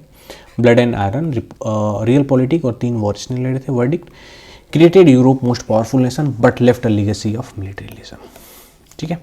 His genius united Germanism, his legacy help destroyed it, ये कोट है, ठीक है। आइए, बिस्मार्क के द्वारा, बिस्मार्क ने क्या किया? यूनाइट किया, और एक नेपोलियन साहब है, इन्होंने क्या किया? डिस्ट्रॉय किया, ओके। आइए 2 मिनट का पॉज लीजिए, इंट्रो करिए, इंट्रो लिखिए पेज निकाल के, और यहाँ पे कंक्लूजन लिखिए, ठीक है। 8 मार्क का क्वेश्चन है तो कम से कम 5 तो लिखिए, राइट। आप कहेंगे सिर्फ 5 ही क्यों बोला, बट हाँ 5 ही करिए। अब देखिए, इसमें हम पॉइंट्स लिखेंगे, उस फैक्ट्स लिखेंगे, और फैक्ट्स के जरिए हम इसको क्या करेंगे? जस्टिफाई करेंगे, हम उसको एक्सप्लेन करेंगे, यानी कि उसको हम एनालिटिकल वे में लिखेंगे, ठीक है। एनालिटिकल वे में लिखेंगे। आप पेस्टल अप्रोच कहीं नहीं समझ में आ रहा है, आप पेस्टल अप्रोच लगाइए, कैसे भी लगाइए वो लग जाएगा, ओके। आइए फ्रेमवर्क देखते हैं क्या क्या हम लिखने वाले हैं। हाँ, क्वेश्चन तो पढ़ा ही नहीं। Napoleon was the son of revolution, यानी कि जो नेपोलियन था वो रिवोल्यूशन का लड़का था, was the son of revolution, right. Sun of revolution यानी कि rise through merit, right, rise through merit, यानी कि वो सोचिए कि कमांडर के तौर पे अपॉइंट हुआ था और वो बहुत ऊपर तक गया था। कंसोलिडेटेड रिफॉर्म किया उसने, नेपोलियनिक कोड बनाया, स्प्रेड ऑफ आइडियाज़, सेकुलरिज्म की उसने प्रमोट किया, ये क्या है? पॉजिटिव वे है, ठीक है। और दूसरे पार्ट में हम लिखेंगे कि बेट्रेयर था वो, डिस्ट्रॉयड डेमोक्रेसी को ख़त्म कर दिया, सेंसरशिप लगा दिया, पुलिस स्टेट बना दिया, वुमेन राइट्स को, यहाँ पे इक्वालिटी की बात करेगा, और यहाँ पे क्या है कि नहीं, वुमेन तुमको राइट नहीं मिलेगा, तो भाई कैसे की इक्वालिटी, ठीक है। इंट्रोडक्शन देखते हैं। He saved the revolution then crowned himself its king, right. उसने रिवोल्यूशन से बचा लिया, लेकिन क्या किया? खुद को राजा घोषित कर दिया। Napoleon Bonaparte rose in minor Corsican noble to empire of France 1804-1815, son of the revolution, product of its changes, beneficiary of its ideal but also its betrayer, ठीक है। Son of revolution. अब देखिए इंट्रोडक्शन में हम लिखेंगे कि Napoleon Bonaparte was a son of the revolution byproduct of its changes, beneficiary of its ideals and but also its betrayer, ठीक। अगर आप चाहें तो ये भी लिख सकते हैं कि Napoleon Bonaparte rose from minor Corsican noble from emperor of France, right, okay. Rise from merit कैसे हुआ? कि बिफोर रिवोल्यूशन वो क्या था कि high position reserve for nobles. Revolution से पहले, फ्रेंच रिवोल्यूशन से पहले, जब अभी हमने फ्रेंच रिवोल्यूशन देखा था 1799 में, उनकी हत्या वगैरह कर दी गई थी, आई थिंक 18 में, हाँ। तो उनकी हत्या वगैरह 1999 में कौन से जैकोबिन्स वगैरह के सब मारे गए थे। तो क्या हुआ था कि वहाँ से उस टाइम पे जो पोजीशन थी, जो ऑफिसर्स की पोजीशन थी, वो किसको मिलती थी? नोबल्स को मिलती थी। बट अब क्या हुआ था, और क्या मिलता था? बट डिटरमाइंड बाई डेस्टिनी, एक डेस्टिनी के द्वारा बर्थ डिटरमाइन होती थी। अब क्या हुआ कि रेवोल्यूशन के बाद पे कैरियर ओपन्स टू टैलेंट, उस टाइम पे हमने देखा था टैलेंट को देने लगे हम। Napoleon rose through ability not birth, right. एबिलियन जनरल से क्या बना, अंपायर बना, अंपरर बना। Okay okay. Consolidation of reforms, यानी कि Napoleon made revolutionary changes permanent. Napoleon ने चेंजेस किए, कौन कौन से, बहुत ही परमानेंट चेंजेस किए। Okay okay. उसने कहा कि did not restore feudal system. Feudal system भाई ख़त्म है तो ख़त्म है, चर्च लॉर्ड फ्रेंच रेवोल्यूशन में ही ख़त्म हो गए थे। तो did not return seized lands, इसने क्या किया कि चर्च की जो ज़मीन थी इसको वापस नहीं किया। Equality maintained, abolition of privileges, जो प्रिविलेजेस दिए जाते थे फर्स्ट स्टेट सेकेंड स्टेट को, क्योंकि थर्ड स्टेट ही पे करता था टैक्स वगैरह, तो फर्स्ट स्टेट और सेकेंड स्टेट को जो प्रिविलेजेस दिए जाते थे वो एबोलिशन हो गए थे फ्रेंच रिवोल्यूशन में, वो उसको मेंटेन किए रखा, राइट। All right. तीसरे पे देखते हैं, तीसरा पॉइंट देखते हैं, Napoleonic code. His greatest legacy, equality before law, बहुत इंपॉर्टेंट है। 1804 में बात हो रही है, आप इसकी आइडियोलॉजी देखिए, ठीक है। Right to private property, abolition of birth based privileges, secular civil laws, इन सब की बातें हम कब करने लगे थे, 1920s के बाद करने लगे थे इंडिया में। 1920 से पहले तो क्या मांग रहे थे, डोमिनियन ही मांग रहे थे ना, डोमिनियन स्टेटस ही मांग रहे थे। अभी हम 1920 से पहले आज़ादी की बात नहीं कर रहे थे। Became a model for legal system across Europe and the world, right. Okay. Administrative reform इसने क्या क्या किए थे, modernisation based on efficiency and rationality, ठीक है। एफिशिएंसी पे इसने बात की थी और रेशनैलिटी पे इसने काम किया था, ठीक है। सेंट्रलाइज किया, एफिशिएंट ब्यूरोक्रेसी बनाई, merit appointment based on talent, talent पे बेसिस हो। बैंक ऑफ फ्रांस इस्टेब्लिश हो, कि 1804 में, 1804 के टाइम पे ही इसने क्या कर दिया, बैंक को इस्टेब्लिश कर दिया। Okay. Spread of ideas, ideas को इसने स्प्रेड किया, कैसे, Napoleon conquest spread revolutionary laws across Europe, abolish feudalism in conquered lands, introduce legal equality. एक ऐसे अपने आइडियाज़ को रिवोल्यूशन को एक्सपोर्ट कर दिया, ठीक है। ओके। अनइंटेंडेड रिजल्ट्स क्या हुआ, nationalism in Germany, Italy and Spain. अब देखिए ये वाला पॉइंट, अगर ये पॉइंट हम ना ले आएंगे, इस पॉइंट की अगर हम बात करेंगे, इक्वालिटी की बात करेंगे, राइट टू प्रॉपर्टी की बात करेंगे, बर्थ बेस्ड प्रिविलेजेस की अगर हम बात करेंगे, एबोलिशन की बात करेंगे, तो क्या होगा, ऑटोमेटिक नेशनलिज्म जगेगा कि नहीं जाएगा। लोगों को हम अगर अच्छी अच्छी बातें पढ़ाएंगे तो नेशनलिज्म तो जगेगा ही। कैसे हुआ था, लास्ट टाइम हमने पढ़ा था मॉडर्न हिस्ट्री में कि रेनेसा आया था, तो भाई एजुकेशन आएगा, रेनेसा आएगा तो क्या आएगा, एजुकेशन आएगा। अगर एजुकेशन आएगा तो हम बात तो करेंगे डेमोक्रेसी की तो बात करेंगे हम, राइट। तो यही हाल हुआ यहाँ पे। तो इसको देखते देखते कहाँ हुआ कि जर्मनी में भी नेशनलिज्म आ गया, इटली में भी आ गया और स्पेन में भी आ गया, ठीक। आइए, secularism concordat with Pope, the strategy made peace with Catholic church but church remain subordinate to state. अब देखिए ये सेक्युलरिज्म यानी कि सबको साथ तो लेके चलने की बात कर रहा था। इसने कहा कि हम पीस इस्टेब्लिश करेंगे कैथोलिक चर्च के साथ मिलके, लेकिन चर्च क्या रहेगा, अभी भी सबऑर्डिनेट रहेगा स्टेट के नीचे, यानी कि स्टेट ऊपर रहेगा, चर्च नीचे रहेगा, ठीक है। ये कब की बात हो रही है, आफ्टर फ्रेंच रेवोल्यूशन, जब नेपोलियन था। और बिफोर फ्रेंच रेवोल्यूशन क्या था, यहाँ पे चर्च पहले था, स्टेट नीचे था, ठीक है। अब ये रखा revolutionary principle, separation of church and state maintain, इन दोनों के बीच सेपरेशन रहनी चाहिए, मेंटेन हो। Religious affairs control by government, और रिलीजियस जो अफेयर्स हैं वो किसके द्वारा कंट्रोल होंगे, स्टेट गवर्नमेंट के द्वारा। अब देखिए एजुकेशनल रिफॉर्म्स इसने किए, lycées created secondary school to train future leaders and administrator. Meritocracy यानी मेरिट बेस्ड होगा, admission based on talent not birth और वेल्थ, स्टैंडर्डाइज करिकुलम, बहुत ideal, equal opportunity for social mobility, बहुत important, right. Okay. Destruction of democracy, ये सब करते करते उसने डेमोक्रेसी को ख़त्म कर दिया, ओके। 1799 में ओवरथ्रू रिपब्लिक, 1804 में himself crowned himself as emperor, concentrated all power in himself, parliament became a rubber stamp, ये होने लगा उसको, ठीक है।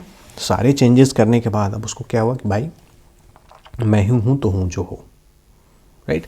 इसको ये नहीं दिखता कि 1799 में 1792 94 95 में क्या हुआ था, वहाँ पे किंग को मार दिया गया था और वहाँ पे खुद ये सब करके पहले भलाई किया, बहुत अच्छे काम किए, वो लोगों को लगा हाँ यार बहुत अच्छा काम कर रहे हैं, अब खुद को ही वो राजा घोषित कर लिया। ये कौन सी बात हुई?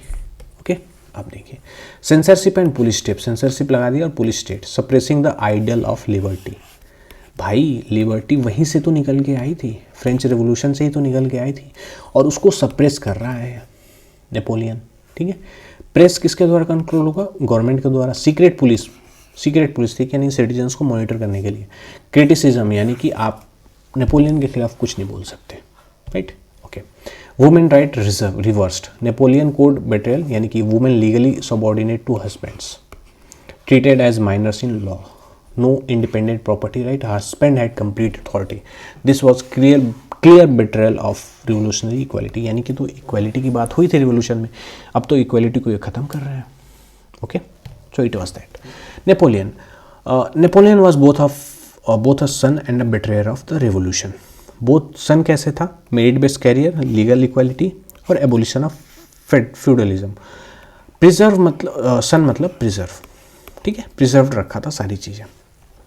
ओके, बेट्रेयर के रूप में क्या था कि डेमोक्रेसी को इसने ख़त्म किया, फ्रीडम ऑफ एक्सप्रेशन को ख़त्म किया और वुमेन को इक्वालिटी प्रोवाइड नहीं करें। ओके, आइए अगला क्वेश्चन देखते हैं, बहुत ही इंपॉर्टेंट है, फ्रेंच रिवोल्यूशन से रिलेटेड है और इसमें आपको बहुत कुछ सीखने को मिलेगा। आइए, ये आखिरी क्वेश्चन है, 8th क्वेश्चन है। ठीक है, अब देखिए 2 मिनट का पॉज करिए वीडियो को, इंट्रो देखिए, इंट्रो लिखने की कोशिश करिए। 12 नंबर क्वेश्चन है, 5 पॉइंट लिखिए और कंक्लूजन लिखिए। ठीक है, इसमें फैक्चुअल क्वेश्चन लिखिए। ठीक है, फैक्चुअल लिखिए, एनालिटिकल लिखिए, जो आपको मन में करे वो लिखिए और पेस्टल भी लिख सकते हैं। ओके, आइए क्वेश्चन पढ़ते हैं। The French revolution was the great result of the enlightenment period. Enlightenment period यानी कि रेनेसा। फ्रेंच रेवोल्यूशन जो था वो रिजल्ट था किसका? रेनेसा का, यानी कि एनलाइटनमेंट पीरियड का, राइट। एनलाइटनमेंट पीरियड हम पढ़ते हैं वहाँ पे कि जब अत्याचार बहुत बढ़ गया था तो लोगों ने खुद एनलाइटन होना शुरू किया, एजुकेशन की बात होने लगी, तभी तो ये राजा वगैरह सब मारे गए थे। फ्रेंच रेवोल्यूशन की अभी हमने बात की थी, 2 क्वेश्चन सॉल्व किए हैं, जैकोबिन्स वाला और ये अभी पीछे। ओके, फ्रेमवर्क क्या रहने वाला है कि आइडियाज हम देखेंगे। Social contract, popular sovereignty, separation of power की बात हुई थी, फ्रीडम ऑफ एक्सप्रेशन की बात हुई थी, नेचुरल राइट्स की बात हुई थी, attack on monarchy and privileges. कैसे ये सारी चीज़ें कैसे आई थी? ये आई थी इनलाइटनमेंट से, ठीक है। ये सारी चीज़ें आ गई, अब तो एक्शन लेना है। तो डिक्लेरेशन ऑफ लाइट हुआ, फ्यूडलिज्म को ख़त्म किया, कॉन्स्टिट्यूशनल मोनार्की को रखा गया। बस क्रिटिक क्या हुआ? ये कॉन्स्टिट्यूशनल मोनार्की को हटाया गया, मोनार्की तो हटी थी वहाँ पे। इकोनॉमिक क्राइसिस भी हुई थी और सोशल इनइक्वालिटी, वुमेन को राइट नहीं दिए गए थे। ओके, वो इकोनॉमिक क्राइसिस तो हम जानते हैं। ओके, ऑलराइट, इंट्रो देखते हैं। The philosopher wrote the script, the revolution performed it on the stage. Philosophers क्या होते हैं कि, और हाँ, आप एक चीज़ पढ़ेंगे जब हम, अगर कभी वर्ल्ड हिस्ट्री पढ़ाने का मौका मिले तो मैं ये बताऊंगा कि जो रिवोल्यूशनरी जो राइटर थे, फिलोसोफर थे, राइट, लॉक वगैरह, जैसे ये देखें Voltaire, Rousseau, Locke, Montesquieu, Locke, तो ये लिखते थे, ये आइडियाज़ लिखते थे, फिलॉसफी लिखते थे। वो रिवोल्यूशन क्या था कि वो स्टेज पे परफॉर्म होता था, यानी कि मैंने कुछ यहाँ पे लिखा, कोई बातें कहीं, कोई पढ़ा, कोई सुना, वो काम किया, रिवोल्यूशन किया वो, ठीक है। तो ये बातें हुई यहाँ पे, राइट। ओके, इस इंट्रोडक्शन में आप फ्रेंच रिवोल्यूशन भी लिख सकते हैं कि व्हाट वाज फ्रेंच रिवोल्यूशन, वो बहुत आसान होगा, ठीक है। आप देखिए, फ्रेंच रिवोल्यूशन लिख सकते हैं या फिर एनलाइटनमेंट लिख सकते हैं कि व्हाट वाज द एनलाइटनमेंट, ठीक है। ओके, तो एनलाइटनमेंट क्या था कि 18th century as of reason, किसी भी कोई भी चीज़ अगर हो रही है तो उसके रीज़न क्या है, ठीक है। कोर वैल्यूज़ क्या क्या थे इसमें? रीज़न था, साइंस था, इंडिविजुअल लिबर्टी थी। थिंकर कौन कौन से थे? रूसो, वोल्टायर, मॉन्टेस्क्यू और जॉन लॉक, राइट, ये याद रखने हैं। ऑलराइट, सोशल कॉन्ट्रैक्ट, रूसो ने लिखा था, एक किताब लिखी थी उन्होंने, सोशल कॉन्ट्रैक्ट। थियरी क्या थी कि government authority comes from the consent of the governed, मतलब कि गवर्नमेंट की अथॉरिटी कहाँ से आती है? हम लोगों से आती है, ठीक है। If rulers break the contract, people can overthrow them. ये बात कब की थी? बहुत पहले की थी। और क्या हुआ, इम्पैक्ट क्या हुआ, जस्टिफाइड ओवरथ्रोइंग ऑफ लुई 16। लुई 16 को क्या हुआ था, अभी हमने पढ़ा था फ्रेंच रिवॉल्यूशन में, जैकोबिन्स ने क्या किया था, मार दिया था, गिलोटिन कर दिया था। तो अब देखिए ये बात उन्होंने पहले लिखी और उसका इम्पैक्ट हुआ बाद में, राइट। तो सोशल कॉन्ट्रैक्ट में रूसो ने लिखा था कि government authority comes from the consent of the governed, यानी कि जो लोग गवर्न हो रहे हैं वहाँ से कॉन्सेंट आता है, आपको अथॉरिटी बनाई जाती है, राइट। अगर if ruler breaks the contract, अगर रूलर कॉन्ट्रैक्ट को ब्रेक करेगा तो लोग उसे फेंक देंगे। King is not above the people, right. Okay, आइए और देखते हैं popular sovereignty. Man is born free but everywhere he is in chains. ये तो एसए में कई एग्जाम्स में पूछा गया है, इवन यूपीएससी के एसए में पूछा गया है, ठीक है, कि इंसान आज़ाद पैदा होता है लेकिन वो हर जगह बेड़ियों में बंधा है। ये किसने कहा था, रूसो ने कहा था, ठीक है। The people source of all power, no divine right, kings are not chosen by God. ये किसने बताया था, रूसो ने बताया था। Republic, basis for new government, right. ये सारी चीज़ें, ये जो हम आज के डेट में हमने कॉन्स्टिट्यूशन में ये सारी चीज़ें देख रहे हैं, ये सारी चीज़ें 1780s के दशक में, 1780s 90 के दशक में ये बातें हुई थी। ये उतनी पुरानी बातें, उस टाइम पे हम डेमोक्रेसी की बात कर रहे हैं, लिबर्टी की बात कर रहे हैं, राइट। और सारी चीज़ें हम बात कर रहे हैं, रिपब्लिकन की बात कर रहे हैं, ओके। और ये कौन लिख रहा है, ये फिलोसोफर लिख रहे हैं। पहले फिलोसोफर ने लिखा, फिर लोगों ने पढ़ा, फिर रिवोल्ट किया, रिवोल्यूशन हुआ, okay, all right. Separation of power, यानी कि अभी हम पढ़ते हैं एग्जीक्यूटिव, लेजिस्लेटिव और जुडिशरी, इन तीनों के बीच में क्या है, पावर का सेपरेशन है, पावर का सेपरेशन है। अब देखिए ये किसने लिखा था, मॉन्टेस्क्यू की थियरी थी, power must be divided to prevent tyranny, legislative make laws, executive enforce law, judiciary interpret laws. Impact क्या हुआ था, डायरेक्टली इन्फ्लुएंस कॉन्स्टिट्यूशन इन 1791 में, जब लुई 16 को हट गया था, ओवरथ्रोन कर दिया गया था, तो उसमें जब कॉन्स्टिट्यूशन बना तो ये सारी चीज़ें झलक रही थी, राइट। तो ये क्या है, ये एक्चुअली में क्या है, हमारा क्वेश्चन क्या है, हमारा क्वेश्चन क्या है, the French revolution was a great result of enlightenment period. हम फ्रेंच रिवोल्यूशन में जो जो चीज़ें हुई थी उसको जस्टिफाई कर रहे हैं, क्यों, क्योंकि वो इनलाइटनमेंट पीरियड का रिजल्ट था, राइट। और इनलाइटन में क्या होता है, लोग क्या होते हैं, एजुकेट होते हैं और लोग प्रमोट करते हैं सारी चीज़ें, जो अपनी फिलॉसफी होती है उसको दिखाते हैं, okay, all right. Freedom of expression, Voltaire बहुत इंपॉर्टेंट है, right. Champion free speech and press, advocate for religious tolerance, attack church corruption, इन्होंने ये किया, ये है वोल्टायर। फ्री स्पीच को इन्होंने प्रमोट किया और रिलीजियस टॉलरेंस को इन्होंने एडवोकेट किया, ठीक है, और चर्च के करप्शन पे इन्होंने अटैक किया। I disapprove of what you say but I will defend to the death your right to say it. मैं, आपने कोई चीज़ कही, मैं उसको डिसअप्रूव करूँगा, लेकिन मैं ज़िंदगी भर वो डिफेंड करूँगा आपकी मौत तक, जिसको आपका हक था बोलना, राइट। ये वोल्टायर ने कहा था, बहुत बड़ी बात है, कभी पढ़िए, बट ऐसे थॉट्स को पढ़ेंगे ना तो थोड़ा सा आपको ये लगेगा कि बहुत बड़ी बात है ये, ठीक है, बहुत कम शब्दों में बोली गई। यही होता है लिटरेचर का और पोएट्री का फ़ायदा, okay, all right. Natural rights की बात कितनी की थी, John Locke, life, right to live, liberty, right to be free, property, right to own, ये क्या है, इनएलिएबल राइट्स हैं। इनकी बात हुई थी नेचुरल राइट्स के तौर पे जॉन लॉक के द्वारा, ठीक है। These rights are no God और God given, not granted by king, ये सारी चीज़ें गॉड गिवन है, किंग के द्वारा ग्रांट नहीं की गई हैं, okay.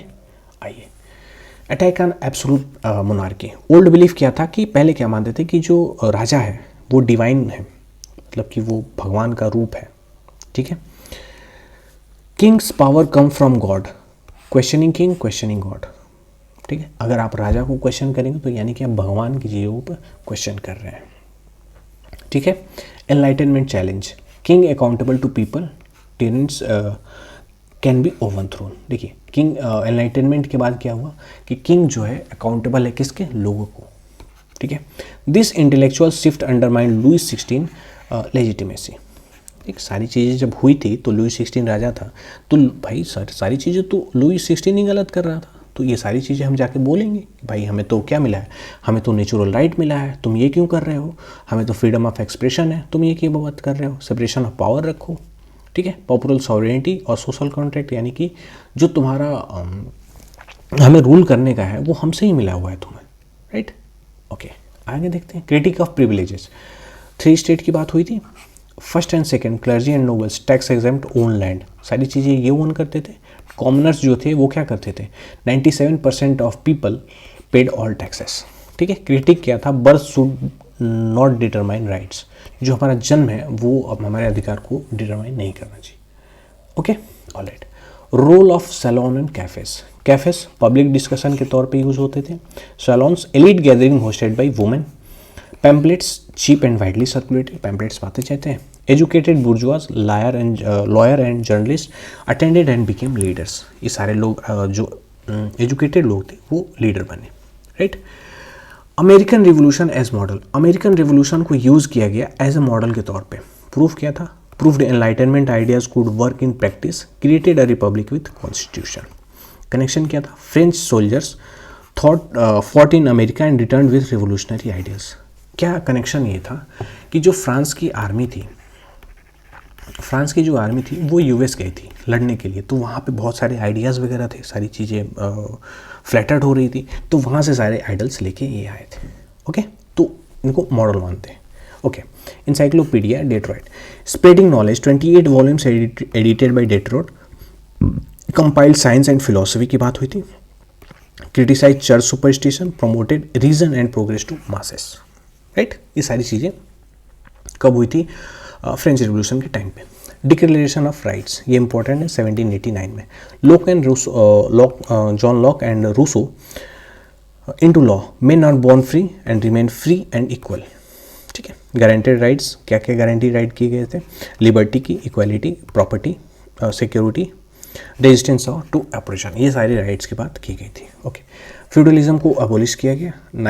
Night of August 4, 1789, national assembly abolished all feudal privilege, tax exemption gone, titles खत्म हो गए और सर्वडम खत्म हो गया, ठीक है।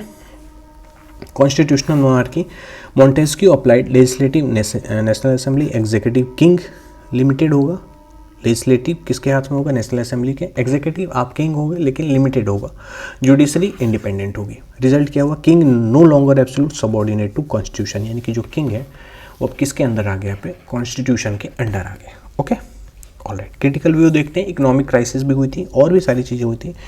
Idols alone don't cause revolution, bankruptcy भी हुई थी, war and debt, bread prices, poor due to poor harvest, taxation heavy burden or poor, enlightenment explained why, right, hunger provided the spark, enlightenment ने पूछा कि क्यों, और भूख ने कह दिया, भूख ने स्पार्क कर दिया, right. Okay, inequality, third state paid all taxes, nobility 1.5 tax exempt, clergy 0.5 tax exempt, ये भी थे। Class resentment exist before enlightened articulated, class resentment ये वाला जो था ये इनलाइटनमेंट से पहले भी था, बट इनलाइटनमेंट ने इनको क्या दिया, एक पुश दिया। ओके, कंक्लूजन में लिखते हैं कि the enlightenment provided the language, rights, Republic and constitution, material condition provided the spark, hunger, डेब्ट एंड एप्लॉय, ठीक है। Statement is valid, it was an intellectual revolution that turn into a political one, right. Okay, अब question खत्म हो गए हैं, world history के question खत्म हो गए हैं। नेक्स्ट वीडियो में हम बात करेंगे इंडियन सोसाइटी की, उसमें थोड़ा सा टाइम लगेगा मुझे क्योंकि उसमें क्वेश्चन ज़्यादा हैं। ओके, इंडियन सोसाइटी के क्वेश्चन हम करेंगे और I am thinking about to upload a video of UPSC के पॉलिटी के PYQs के प्रीलिम्स के, तो पहले ये करते हैं, उसके बाद दोनों साथ साथ करते हैं, ठीक है। और हाँ, टेलीग्राम को ज्वाइन कर लीजिए, अगर आपको अच्छा लगा है तो लाइक शेयर सब्सक्राइब कमेंट जो भी करिए। और टेलीग्राम पे मैं इसके ये वाला PDF एनोटेड और बिना नोटेड वाला PDF अपलोड कर दूंगा और क्वेश्चंस के साथ भी अपलोड कर दूंगा। ओके, मिलते हैं अगली वीडियो में इंडियन सोसाइटी के, तब तक के लिए ऑल द बेस्ट, पढ़ते रहिए, बाय बाय।